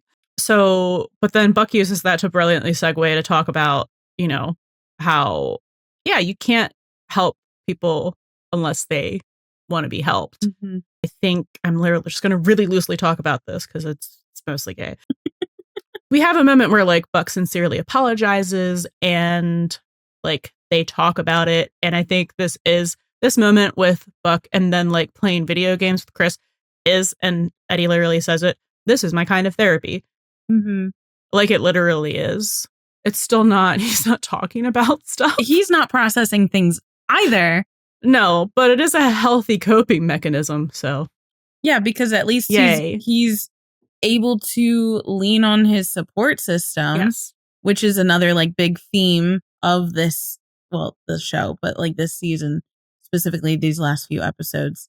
And yeah, it is interesting because when Buck does apologize for that, when it cuts to like Eddie's reaction, like it takes him a second to realize like Buck has kind of switched from talking about Maddie to like talking about him, and he's kind of like, oh, we're still doing that. Like I pushed that away, just like everything else.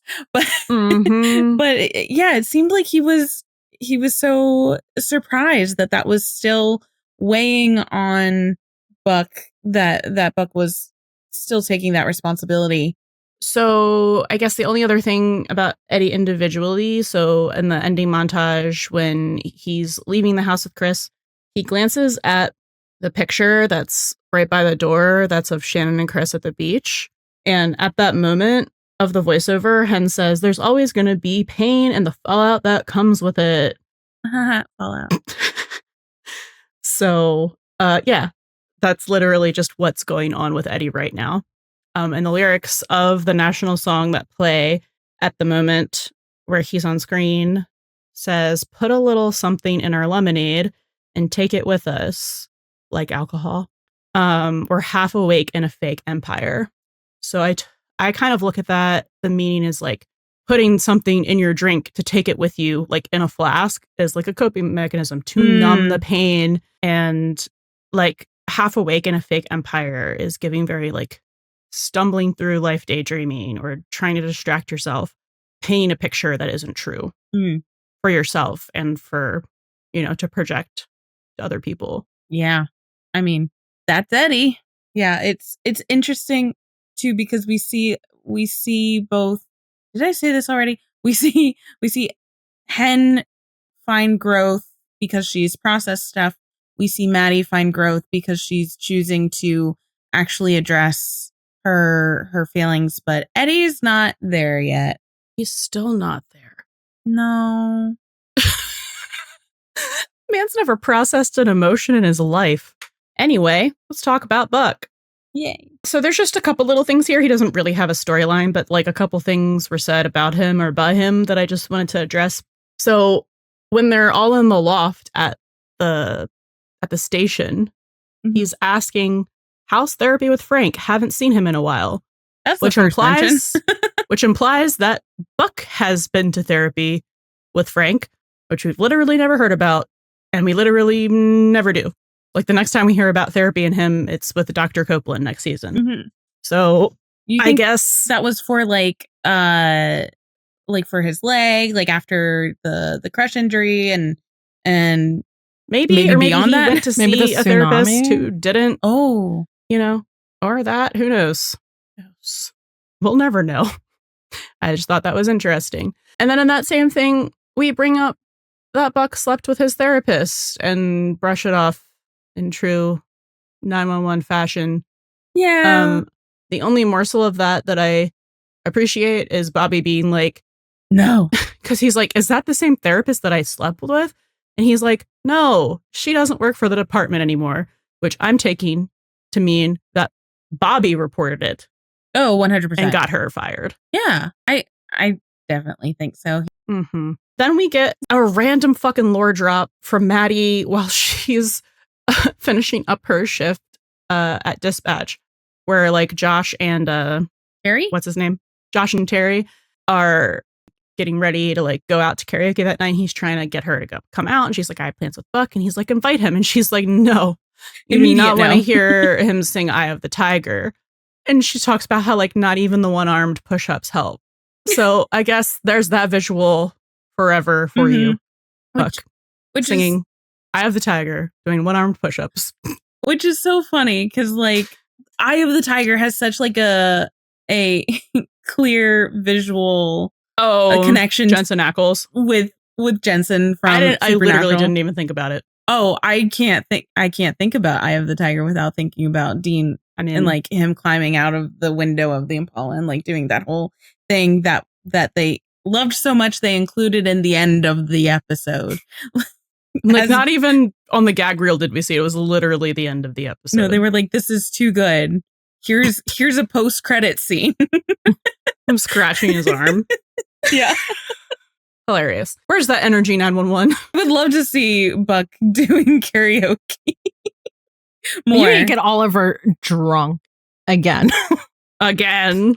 Listen, we could have got me doing one-armed push-ups. he probably could do that. Yeah, I'm sure for the art, right? And not to end my little quick Buck talk on a depressing note. Thanks. Anyway, I was just going in order of events, but so when we're in the tunnel with the nuclear shit, Bobby is ordering everyone to leave. I need the words. Hold on. I think I've seen this film before. And I really didn't like the ending. He's giving them orders, right?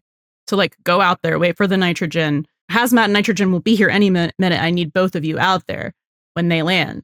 And Buck's like, Cap. And he's like, Buck, it's okay. It's gonna be okay. I literally burst into tears. I hate it here. I love you, kid. You'll be okay. Anyway. Back to sad. Yeah, anyway, this is the superior moment. Eddie was there. Eddie was there and Bobby didn't die. Yeah. It all turned out okay. And he didn't get cancer. No. That was Michael. Talk about a red herring. How much we hate A15. My God. Anyway, let's talk about Bobby and Athena. Yeah. Why did we save this one for last? I don't know. It's just the way it was ordered. So I guess we'll start with like Athena showing up at the station because she's like, I need updates on my girl. Like, when is she coming back to work? Which I love. Again, plays into the whole like, because she's not getting a lot out of Hen. So she's going to the 118 like phone tree, right? Yep. Yeah. Because everybody knows everybody's business. And while she's there, she gets an email from her daughter of her her college admissions essay, thinking it was going to be about the tsunami. we all thought it was going to be about the tsunami. No, it's called Living with the Enemy. It's about her mom. And she's like, I'm going to kill her. So then cut to the Grant Nash house, and Athena's ranting about it to Michael. And I love how like they aren't married, but they're still co-parents, right? So there's still like such a kind of almost married vibe to them. And they were married for a long time. So she's ranting about it. And he's like, I don't think that's what she was like saying. I don't think that's what she was trying to say. And she turns around and she's like, you haven't even read it. Takes a couple steps, turns around. You have read it. The betrayal. So I don't know why. It's just so funny to me. No, it's the delivery. It's so good. Yeah. And it's just such a quintessential like parenting moment that I really love and miss with, you know, Michael and Athena, or Michael and Bobby. Or Bobby, you know, all of them. Well, I know I have to miss Bobby and Athena too. So thanks. I forgot for like a moment. How did these kids go from 3 parents to 1? Wild. Technically, I think in universe they still have 2, but anyway, we never see them. I also think that's so interesting. The whole May deciding to change her essay topic and showing it to Michael first is kind of like that follow up from the traffic stop that they experienced together. So like it makes sense that she would talk about it with Michael, and it's kind of like the consequences of that experience for them. The fallout of that experience, would you say? The fallout of that experience and how it's like manifesting in how May is processing things. Like she may not be talking to Frank in therapy, but she's processing her experience through her writing this essay. Yeah. So I think it's a great like tie back into that as well. Yeah. And they have a talk that I did mention like back in the theme section when I was talking about like breaking cycles. But it's just, I think it's so great because it's good parenting, but also because like Athena's the most fucking stubborn person in the world. So for him to be able to like pull her back with a reminder that like, this is how we agreed to raise them, and basically be like, don't be like your mother. Without saying it in so many words. Yeah, like really gets her to actually do it. And, you know, she still does it kind of begrudgingly. And when she does like have the talk with her like later in the episode, you know, I don't think she's like respectful or disingenuous with it. But, you know, May comes out of the conversation saying, I wish she would have just said she was mad at me because it's kind of uncomfortable. Yeah, like it wasn't like mad would be preferable to like disappointed, right? But like it wasn't even disappointed. It was just like not. It wasn't even disapproval. It was just like, I don't agree with you, but I'm proud of you. Yeah, and I support you. And correcting her, like, I'm a sergeant, not an officer. I worked really hard for that title. Just correct that, and then it's good to go. It's just still, it's her supporting her, but still very much being herself. And I just really appreciate it. Yeah. No, it's pretty great. Then we have, I don't know how much to say about this because there isn't actually a ton about like character arc wise for Bobby until the scene. We were talking about Bobby being a supporting role for everyone in this episode, specifically for, you know, Hen and Maddie and Eddie. And it's interesting too, like I know we always parallel Bobby and Eddie similarly, but Bobby is also the only other one out of our core group of people who have like taken lives as well. And I think to have him be in the supporting role for I guess like mostly Hen and Eddie, like from last episode a little bit, is a really interesting tie together for all 4 of these characters, even though he doesn't interact with Maddie, but just like that similarity in background for them that it allows Bobby to really empathize with kind of what they're going through and the responsibility that they are feeling and taking on, because Lord knows like quite literally, the Lord knows that Bobby has taken on more responsibility for than he ever needed to, because especially with Hen, because he was also officially, relieved of responsibility, as was Hen in this. Like, in conclusion of this thought, just like the way that Bobby and Hen's parallel journeys with something like that, I think is really poignant, and I think that's a great thing to explore between the two of them, but also how it can, cover the rest of the characters in this episode too. There are obviously parallels to 815. Have we talked about it enough? Do we need to talk about it more? I don't think so. We mentioned it. I mean, I think like we said earlier, I don't remember if we said it while we were recording, like Bobby really was more of a supporting role. And I think any of the things that we're getting, any of like basically this just feels like a setup for the next episode anyway. So there really isn't much a character arc in here.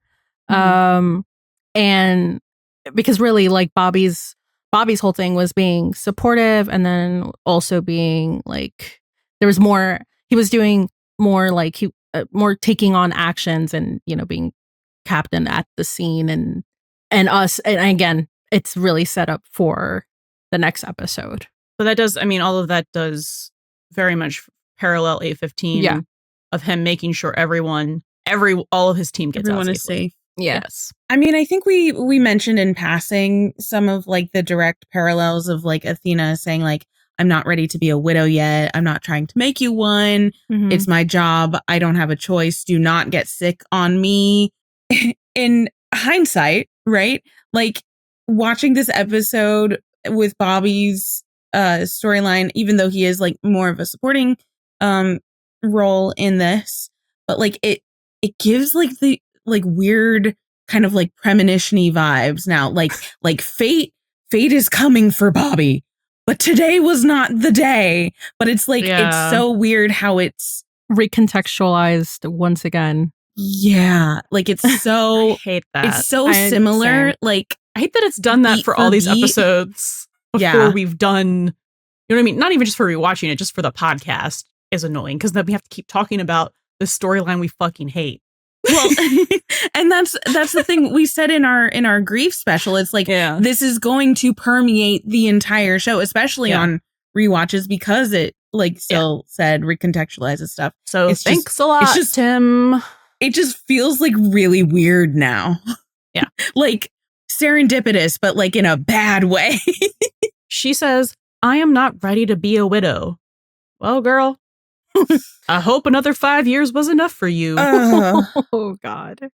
And he says, I wasn't trying to make you one, because he wasn't then and he wasn't in season 8. It's also like, I'm not choosing to leave you. Exactly. Yeah. Yep. So I had to slow down that fire, and the only way I could do it was get in the path of the smoke.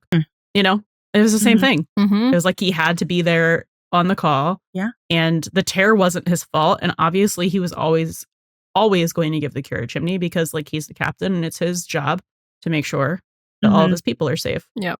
Said, I didn't have a choice. It's my job. And she says, you will not get sick on me. So funny, because he actually does die from being sick. So hilarious. And just like the situational aspects of this are crazy. Is this a full circle moment? Yeah. It is. This is a gross one, actually. No, That's why I said it's sick and twisted. it's evil. It's evil because like just like looking at the situations, you have this like two. No, What? you know what's What? bad? I just think it's bad that, Juan Carlos Cotto is the one who wrote this episode. Yeah. And he's no longer there. Yeah. So they reheated his nachos. yeah. Did reheat his nachos. In the worst His way. delicious, No. like They were so award-winning good. nachos. They were so good fresh out of the oven. And they gave me Cheese Whiz on stale fucking, like, what's the whitest, shittiest tortilla chips you could think of? Those. Tostitos? Yeah. That's what I was thinking. I think there's an actual cheese whiz. And Brown not even nuts, of warmed up. course. Not even warmed up. Cold. Cold. Ooh. Like, doesn't sit well on your tummy gut. Mm-mm. Like, the nachos that come in the Lunchables. Those are gross. oh. I never understood that Lunchable or the pizza. I'm like, who wants to eat this not warm? I know. Oh, I couldn't do the pizza ones. Like, No. That made I no don't- sense. I don't Just eat the cold deli meat pizza. ones with lead. Delicious. Yeah. The kid. Better Yeah, than there's a Gold lot of lead in 60. Lunchables, apparently. The kid poisoned charcuterie board. That's the one. Grill dinner. Oh my god. Anyway. You know what? That is, I think Tim Minear and Kristen Rydell owe Juan Carlos an apology. Or like actually just bring him back for season 9. Thank you. I Yeah, missed him the actually, past 2 please seasons. bring him back. Please. Why isn't he here? Please. Bring him back. Thank you. Yeah. But yeah, no, they did. I was actually wondering if like, because remember, this was a last minute decision. Like we know that for sure. It was a last minute decision for 8:15 to kill Bobby. I was wondering if, because the Contagion arc was mirroring this episode so much for Bobby, that's what made Tim go, aha, actually, what if we killed Bobby in this episode? Probably. Actually. Because he is very self-referential. They do call back a lot. Like, Yeah. And it's so like beat for beat. Yeah. Similar. Like the scenarios of like potentially catastrophic, like not that it's like the virus could have been a biological weapon. The radioactive waste is just like not biological weapon, but you know what I mean. It feels very like similar in that way. Yeah. And anyway, then to make it more depressing, after the hospital scene, we get Bobby being brought home by Athena, and Michael and the kids are there, and they're so worried. And May's like, they've been watching the news, and she brings up like they think there could be like really bad, long-lasting health complications for the truck driver, including cancer.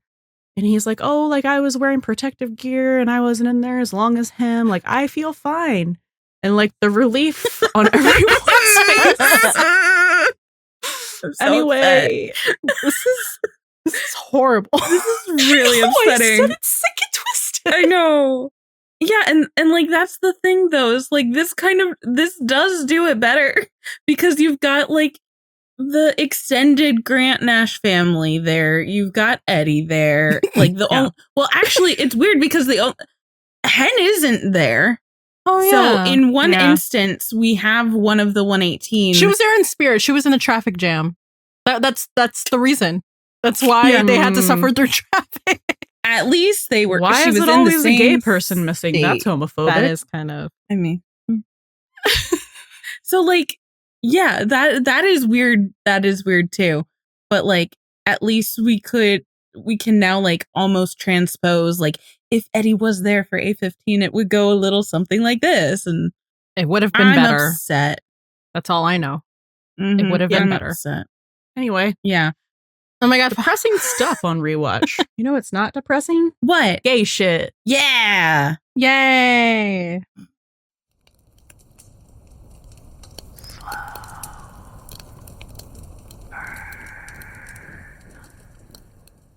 So just a couple things before we get to what you're all here for. On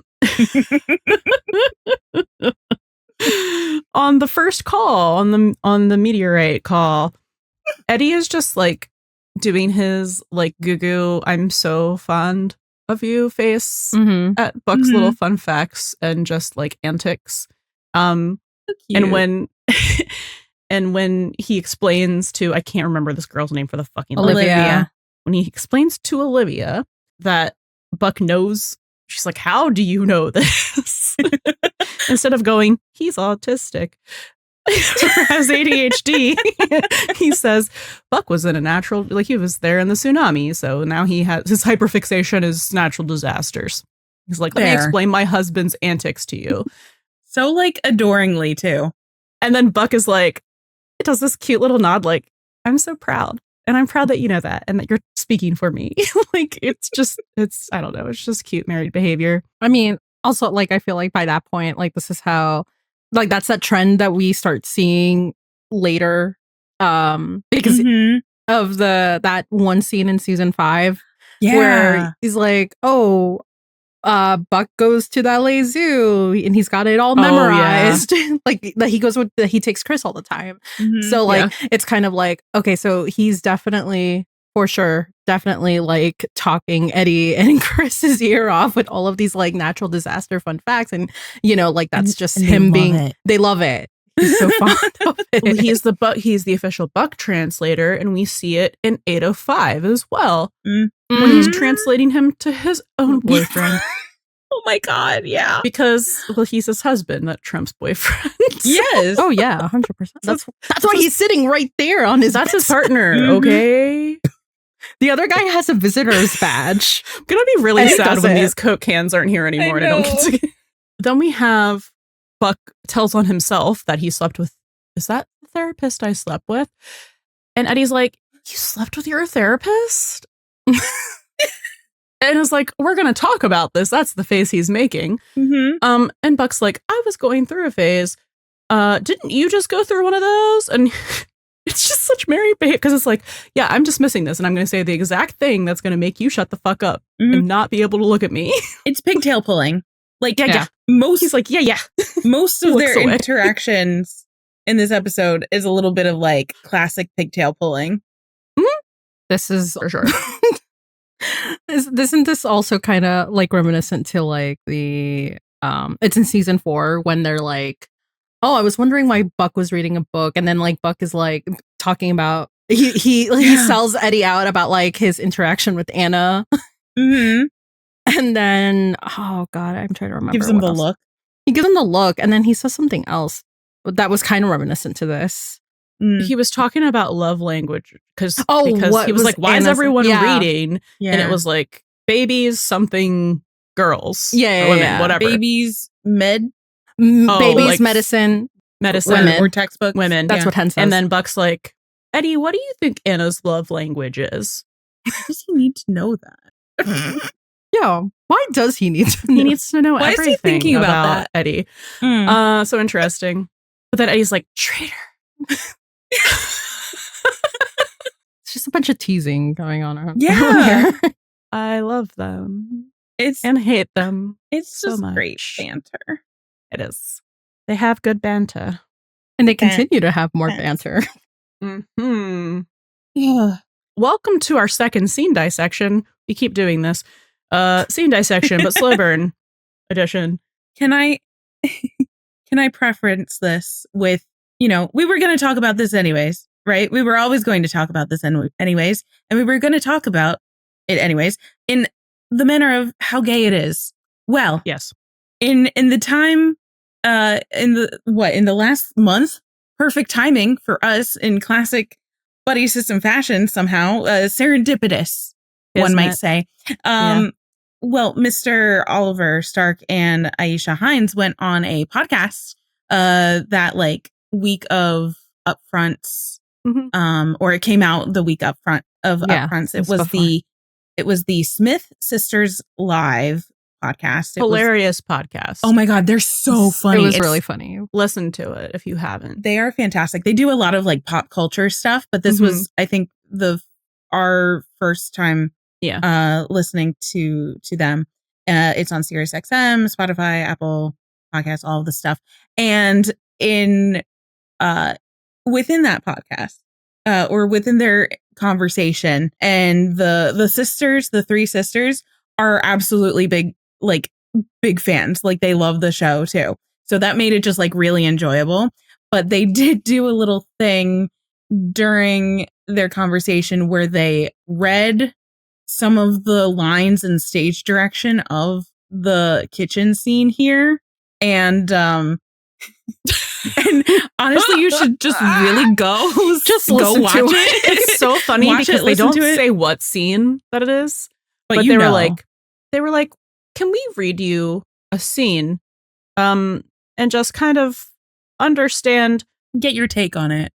Well, I think they specifically were like, you weren't trying to be gay the whole time, so we need to understand your acting decisions. Yeah, they wanted Behind this insight, right? Yes. And so they just read the dialogue Yeah. to this kitchen scene. and some of And the it's- scenes stage direction too, which I think like enhanced it a little bit. I think it's hilarious because as soon as there's video for this clip of the podcast too, as soon as he realizes what scene it is, he like buries his head. Yeah. He's like, oh shit. He knows He immediately. knows. Yeah, it's like he is well aware what scene they're going to be pulling out here. And just like Oliver's bracing himself. Aisha looks like so She's excited. delighted. She loves it. She's laughing hysterically the whole time. She's like, this is great for me.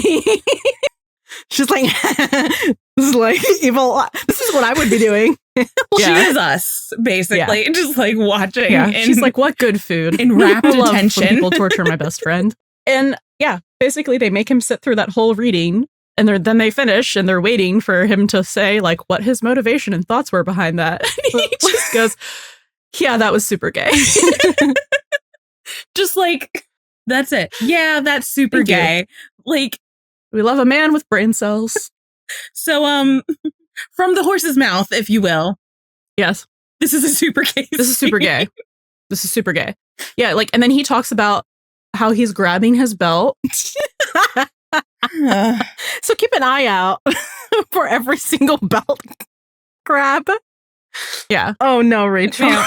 And I think the sisters also mentioned how he was like looking up from like under his eyelashes and like Drinking the bottle. looking at him like that while he like Like the has his lips suggestive on the drinking. bottle, Mhm. like how it was all like suggestive and flirty and like getting up in each other's space. So like they lived our dream.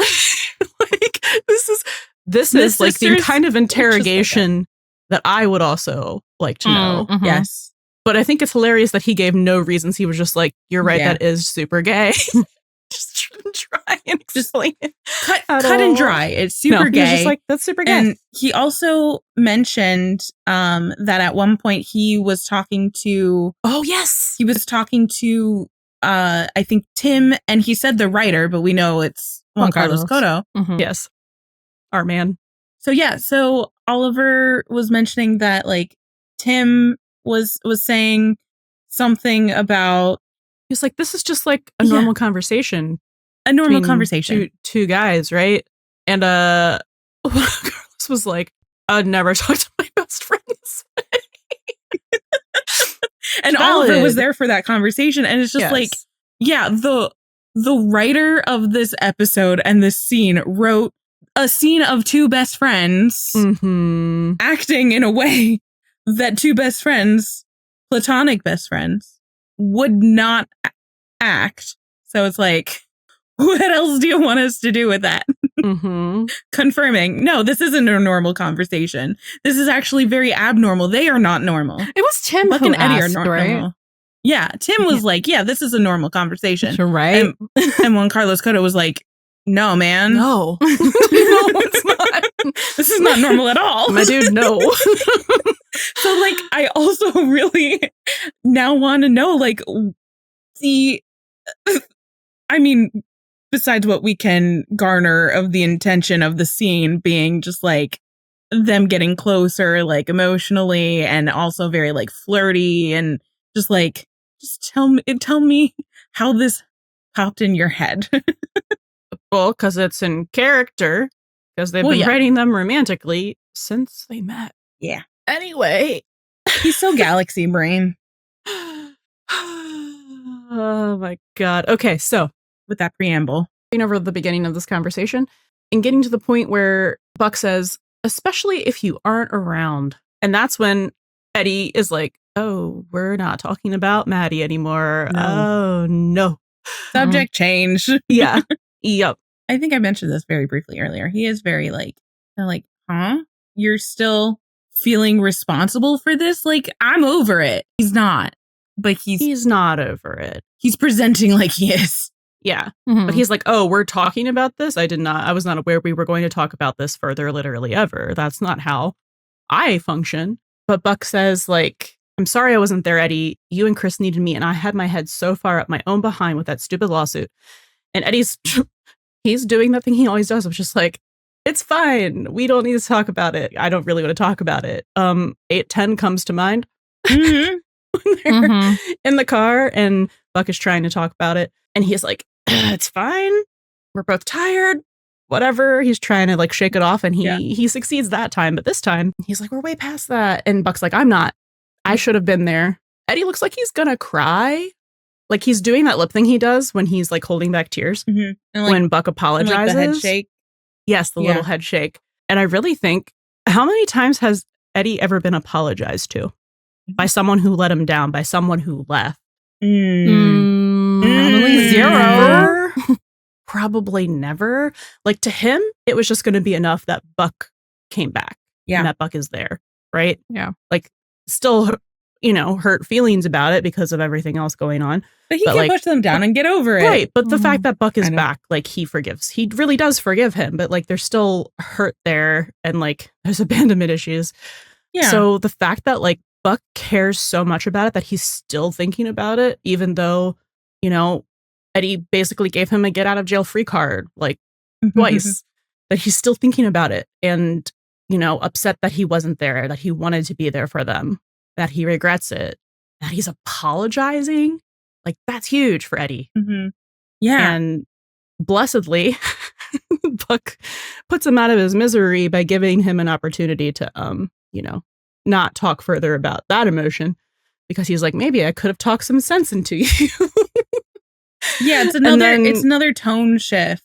Yeah. Because, so like from then on, then it's like flirtiness and playfulness. But like for a moment there, like really thought we were going to see Eddie cry 2 times in one episode. Yeah, and I think that's one of the reasons why Buck shifts gears a little bit, because it's getting a little too close to the like emotions. Yeah. The deeper rooted emotions, I think, for both of them, that it's just like, okay, and we're gonna back away from that. We're not quite ready to get into that yet. But Buck, it's Buck like feeling all of that responsibility, and I think it also just goes to show like just another reason how, by Buck coming back but then also apologizing, which I don't think Eddie has had much of, especially from people who left. Like it's another reason that that Buck gives Eddie, for Eddie to trust that Buck has his back, which is what so much of season 3 is about. Yeah. And it's just like, just think about when Shannon came back. Like she was like, I realize you hold all the cards. She came back for Chris. Mm-hmm. Not Eddie. She didn't come back for Eddie and Chris. She came back for Chris. And she was trying really hard to get, it was like, Eddie, I realize you hold all the cards and I was in the wrong. But it wasn't like an apology. It wasn't, I regret not being there for you. It was accountability, but it wasn't an apology. No. And I honestly really think that like this apology, this conversation does help play into one of, like, I don't think it's really talked about as much as a factor going into one of the reasons why Eddie changed his will. But I think this plays into it because, of course, like the reason that he gives is because he knows that Buck will take care of Christopher and will fight for Christopher. But this is also like him realizing that Buck will fight for him too, which I think means more than Eddie can articulate, because no one ever has. Yeah. And that transition. So it's getting like really close to those big, deep feelings. So I think they're like backing away from that. So what better way to kind of like pivot than to start flirting with each other? Because of course that's what you do as platonic friends in a very platonic, normal conversation. It's like you keep glancing at each other and like smirking and like, angling your body towards them, but then like looking The away. dialogue. Oh, I can take you. It's so suggestive. Bro, it's insane. And like, and like, Buck keeps saying the wild shit while holding a beer bottle and continuing to put the thing up by his mouth. Like, what are we doing? Also, their child is like has perfectly working ears. His ears are fine. He's Probably right not thinking anything of it. No, I know he's not, but I'm like, he's not thinking of in euphemisms, but it's no, absolutely, he's not. it's absolutely, Chris being right there is absolutely the reason why Buck says like, my head was so far up my own behind rather than my own ass. For sure. For sure. That was a Christopher like censorship. But yeah. This like playfulness, this banter between them. And it's like, it takes Eddie again, just like a second to play catch up, but then it's reciprocated in kind. when Buck switches things up, when he's like, I could have talked sense into you. And Eddie's like, that would have been hilarious. And he's like, I could have told you not to buy the truck. And he's like, you would have talked me into buying something more expensive. And he's like, fair point. And then Eddie says, look, things got a little bit out of hand for both of us, which reminded me of 810. Yes, the end of 810. When he's like, I know this whole thing between us has been messy and hard. Both of us could have handled it a little better. Oh my god. Yeah, it's the language is very suggestive and it's on purpose. Mm-hmm. But he's like, don't beat yourself up about it. And then Buck shifts gears. He's literally 0 to 60. Why? Because you'd rather do it? And he does the like look down, look up thing. He does. Wow. Because I like rewound a couple times. I was like, this is a and wild Eddie's choice. Literally, it's like one of the only times I've literally seen him be like, I don't know what the fuck is happening. Because he's like, excuse me? Like, there's no like, excuse me? There's no like attitude in it. And he's literally like, what are we doing? Yeah, it takes him a second to like reroute. Again, the conversation is just like, what's happening here? Yeah. We're all wondering buffering. what's happening here. Like everyone watching this is like, what is happening here? Yeah. This is like the moment when people are watching the show where they're literally like, and this is supposed to be straight? Beg to differ. Yeah, it's Eddie buffering, but he's also like still receptive towards it. Yeah, he's like, okay, recalculating. Yeah, like calculating route. Like he doesn't like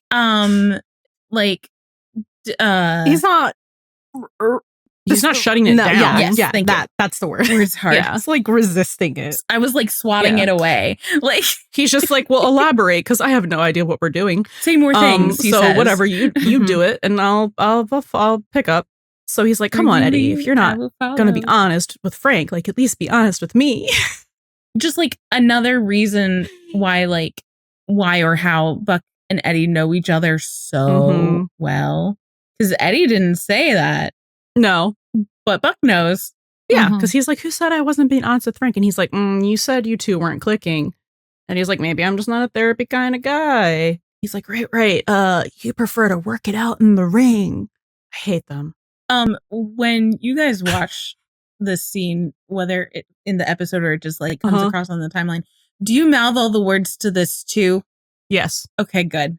I think we've literally mouthed the words to it together while watching it for but like whatever reason. Every time. And then he's like, there was no ring, Buck. There was a fence. And he's like,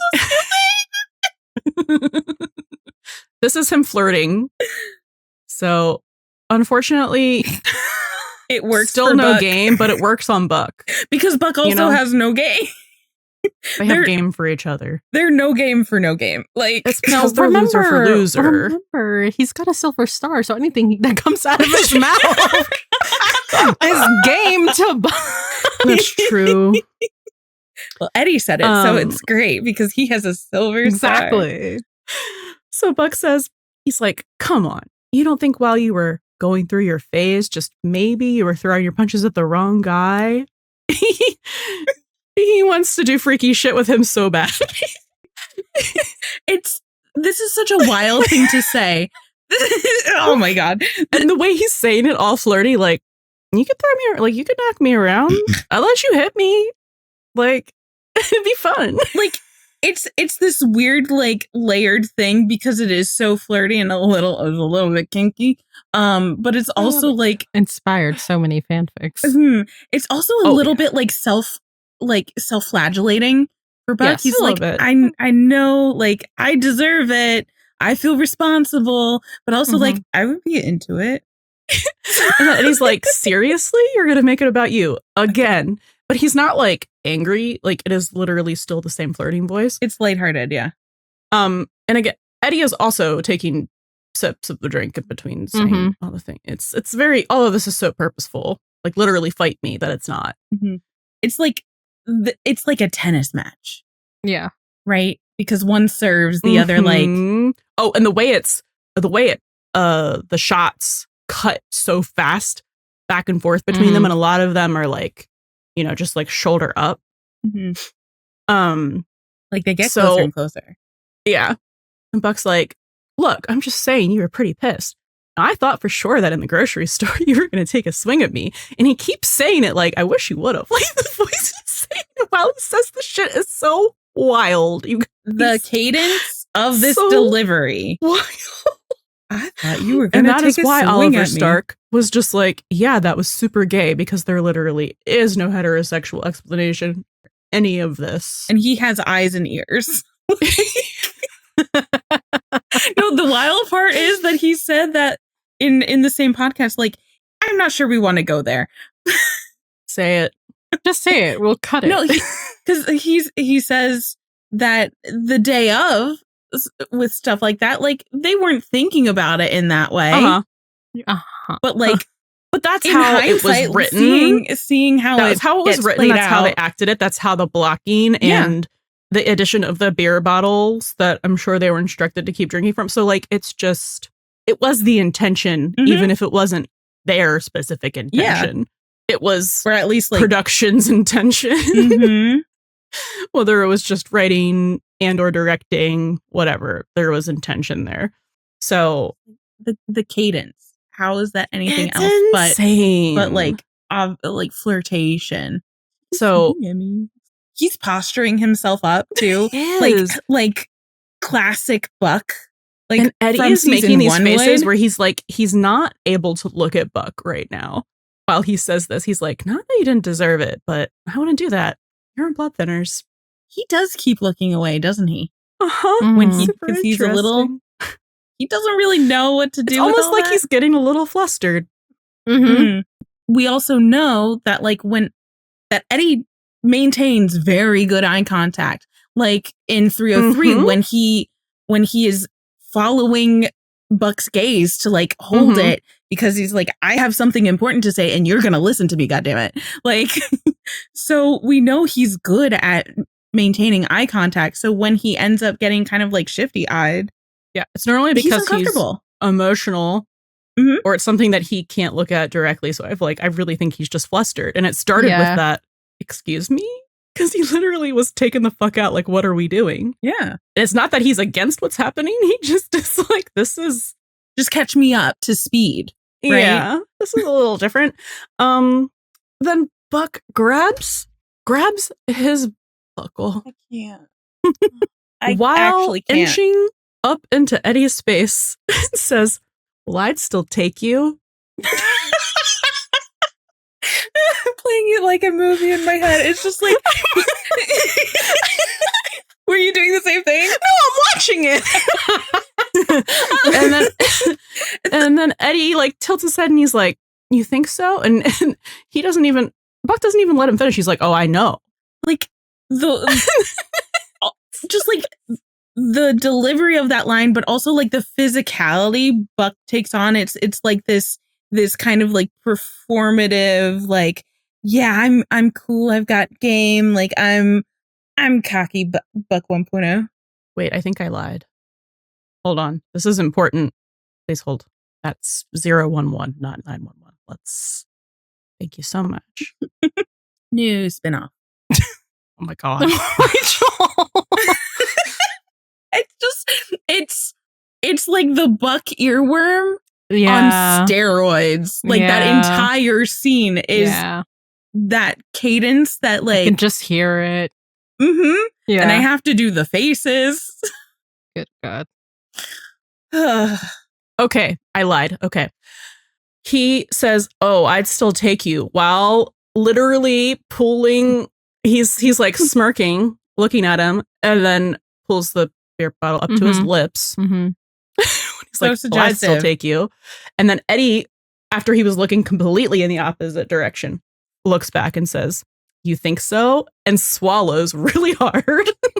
Like you see the throat bob visibly. Jesus Christ. And then that is when Buck goes, "I know," and stops leaning on the counter, grabs his belt buckle, gets up into Eddie's space,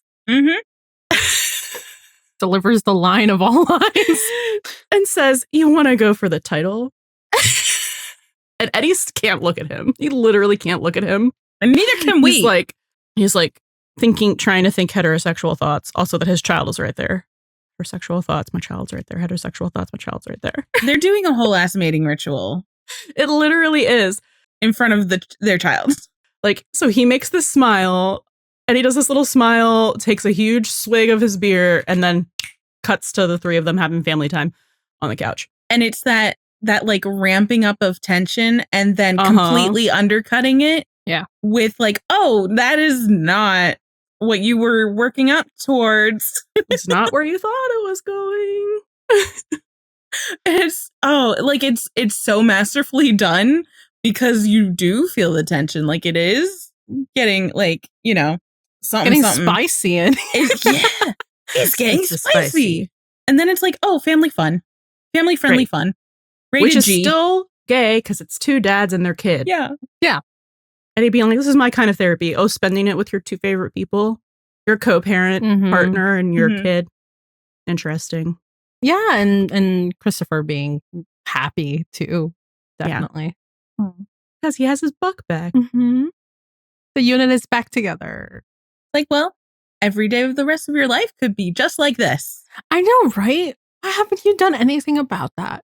Like, it's been 5 fucking years, guys. Hello. We need a reprise of this in season 9. Yeah. Because and I want to see one of them panic and run away. I was gonna put this like after the panic and running away. Kind of like I don't know. They have so many issues they have to figure out. Oh, for sure. And like we do need Buckley Diaz, Christopher family fun time. Oh yeah, I didn't mean the family part. I meant the weird flirting mating ritual thing, because like there's no way they could do that now without one of them being like, "Oh, this is not normal." It's normal for them, but it's not anymore because it's gonna feel weird on the outside. Yeah, and it's just like when you also like look at this kitchen, like the OG kitchen scene, and then the 817 kitchen scene, it's wild because like obviously it's very different in tone and like subject, right? But the way they like dance around each other and the blocking for when they for each of these scenes when they get closer and for their part and all of this stuff, it's like it's so fascinating because it's like with the OG, it's like here's a still fairly new like relationship, and then 817 is like, oh yeah, here's that relationship, they're married 5 years later. Yeah, like all it's the same characters, it's the same relationship, just like so much deeper their bond has grown. Like that's kind of fascinating too. So I would also love a third kitchen scene in this series. I want to compare the body language and the maintaining and not maintaining eye contact and looking away. Like I want to compare that between like then and now and see the difference, because like this is so crazy because Buck is just like staring Eddie down. He is locked the fuck in, and the only time he's looking down is when he's like looking him up and like or doing his little flirty moves. Yeah, right. And Eddie's just like just looking up in any direction that isn't Buck like half of the time, which is not his MO at all. It really isn't, because he can't keep his eyes off him, generally speaking. But like in 817, I know we talk about it a little bit, because like they're so avoidant of each other in their body language and their location where they're occupying in the kitchen as well. But like when they finally connect eyes, it's when they get that emotional vulnerability that they've been waiting for from each of them. Yeah. And it is maintained until it becomes like too much for Eddie and he turns around again. But then he comes back to it. So it's like, it really is like the emotional depth that they can get to. Yeah, I think it's really a testament of their emotional growth over the years of like being able to maintain that kind of eye contact. And yeah, but they do it when it's important and when they're trying to be like emotionally vulnerable. Like in this episode when Buck is apologizing and he is zoned in. Yeah. So it's like it's always that give and take. It's that perfect, sometimes imperfect partnership for them. Though it's like they just click, which was another thing I just wanted to point out real quick, because I think this is like this episode is the first instance of the people clicking, right? And I mean, Eddie uses it in talking about Frank and how like, yeah, I don't know that we're like clicking, or I don't know that we click, or something like that, which is this idea of people clicking being used in this show is like relating to like seeing or being seen, and it's always or almost always like in relation to Buck and or Eddie, or both of them, right? So you get this with Frank and how Eddie doesn't feel like he's clicking with Frank, yet we see how Buck and Eddie click because Buck calls him out like, if you're not going to be honest with Frank, at least be honest with me. So like he sees Eddie. And then we see this phrase used a couple times down the line with stuff about, you know, what is it, like Buck and Natalia? I think she really sees me as a very Buck thing, but like they're kind of used synonymous, because then in 7, when Eddie is talking about Tommy, we just really click. And Buck doesn't like hearing that Eddie is clicking with someone else. Yeah. And just like that through line of they turned it around. They flipped it around. It's really interesting. Yeah. And how it always relates to either one of them seeing the other or being seen by the other, and like the kind of jealousy when like they do click with someone else. Because this is the instance with Frank. I mean, obviously it's a therapist, so like that's not a love interest potential thing.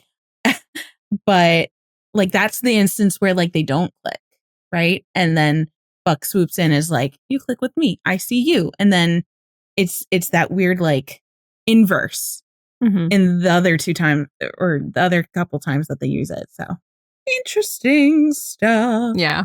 Do we have anything else? I don't have anything. Just I have it. Okay, I'll say another thing. The thing about the ramping up of the tension of the kitchen scene, only for it to be undercut by like family friendly, rated G fun, is kind of similar, maybe a little bit, to 808, where we see just a teeny bit with, we see that suggestive scene of Eddie looking at the tablet, and we know he's looking at Holmes, but like it is suggestive of other things. And then Buck comes in and is all flirty and curious and is like, what you looking at, Eddie? And like the tension is like, well, we don't know what's actually on the tablet. Like, is it something nutty? But there is Buck being that like flirty self again. The tension is ramping up, only to undercut it by something not. Right? So kind of familiar vibes there a little bit. Yeah. So it's, I guess I wanted to say that because it is pointing out a pattern of a Buck and Eddie scene, tension ramping up.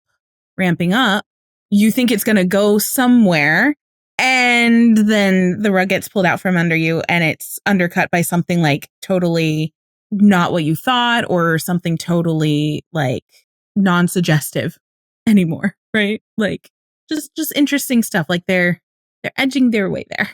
Interesting word choice. Or the audience. That was a great way to end that, Rachel. You're welcome. They're edging their way there. The writers and The producers of audience. the show are edging us. Yep. Mhm. What a symbiotic relationship. Love that. Yes. Oh my God. Anyway, this is your sign if you haven't rewatched that scene recently to go rewatch it because It's super gay. It's super And gay. after you do that, go listen to the podcast that Oliver was on. yeah. It's a good listen. They're Yeah. hilarious. It was a really good listen. Not just for that Yeah. even. It's good. That was like an out-of-body experience. Which part? Just listening to that part of the podcast. Oh, okay. I was like watching the scene because yes. But yeah, it was just That like too. Oh God. No, it's still funny because like I was in the office listening to that. And when that part Oh, came no. on, That's unfortunate. That was- I work from home. that was very thankfully. unfortunate because I giggled out loud. God forbid you show like some joy. I think I was streaming it on our Discord. Like, I think we were all on mute, but I was streaming it on Discord for people who didn't have Sirius. Because, like, I think they released their stuff on Sirius XM. Yeah, 'cause it's exclusively live. first. It's Mhm. live on Yeah. XM first and then it gets Yeah. released later. So I was streaming it, and I think I had to stop it for several minutes while I processed that. Oh my God.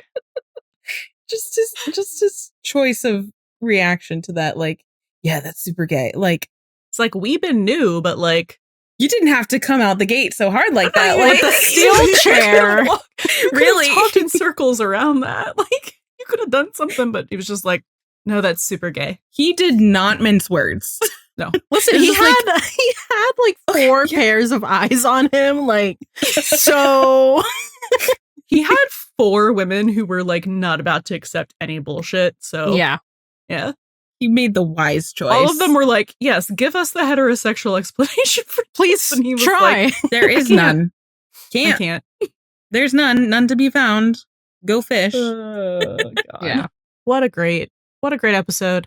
What a great scene. Ugh, If nobody got us, I know when Carlos got us.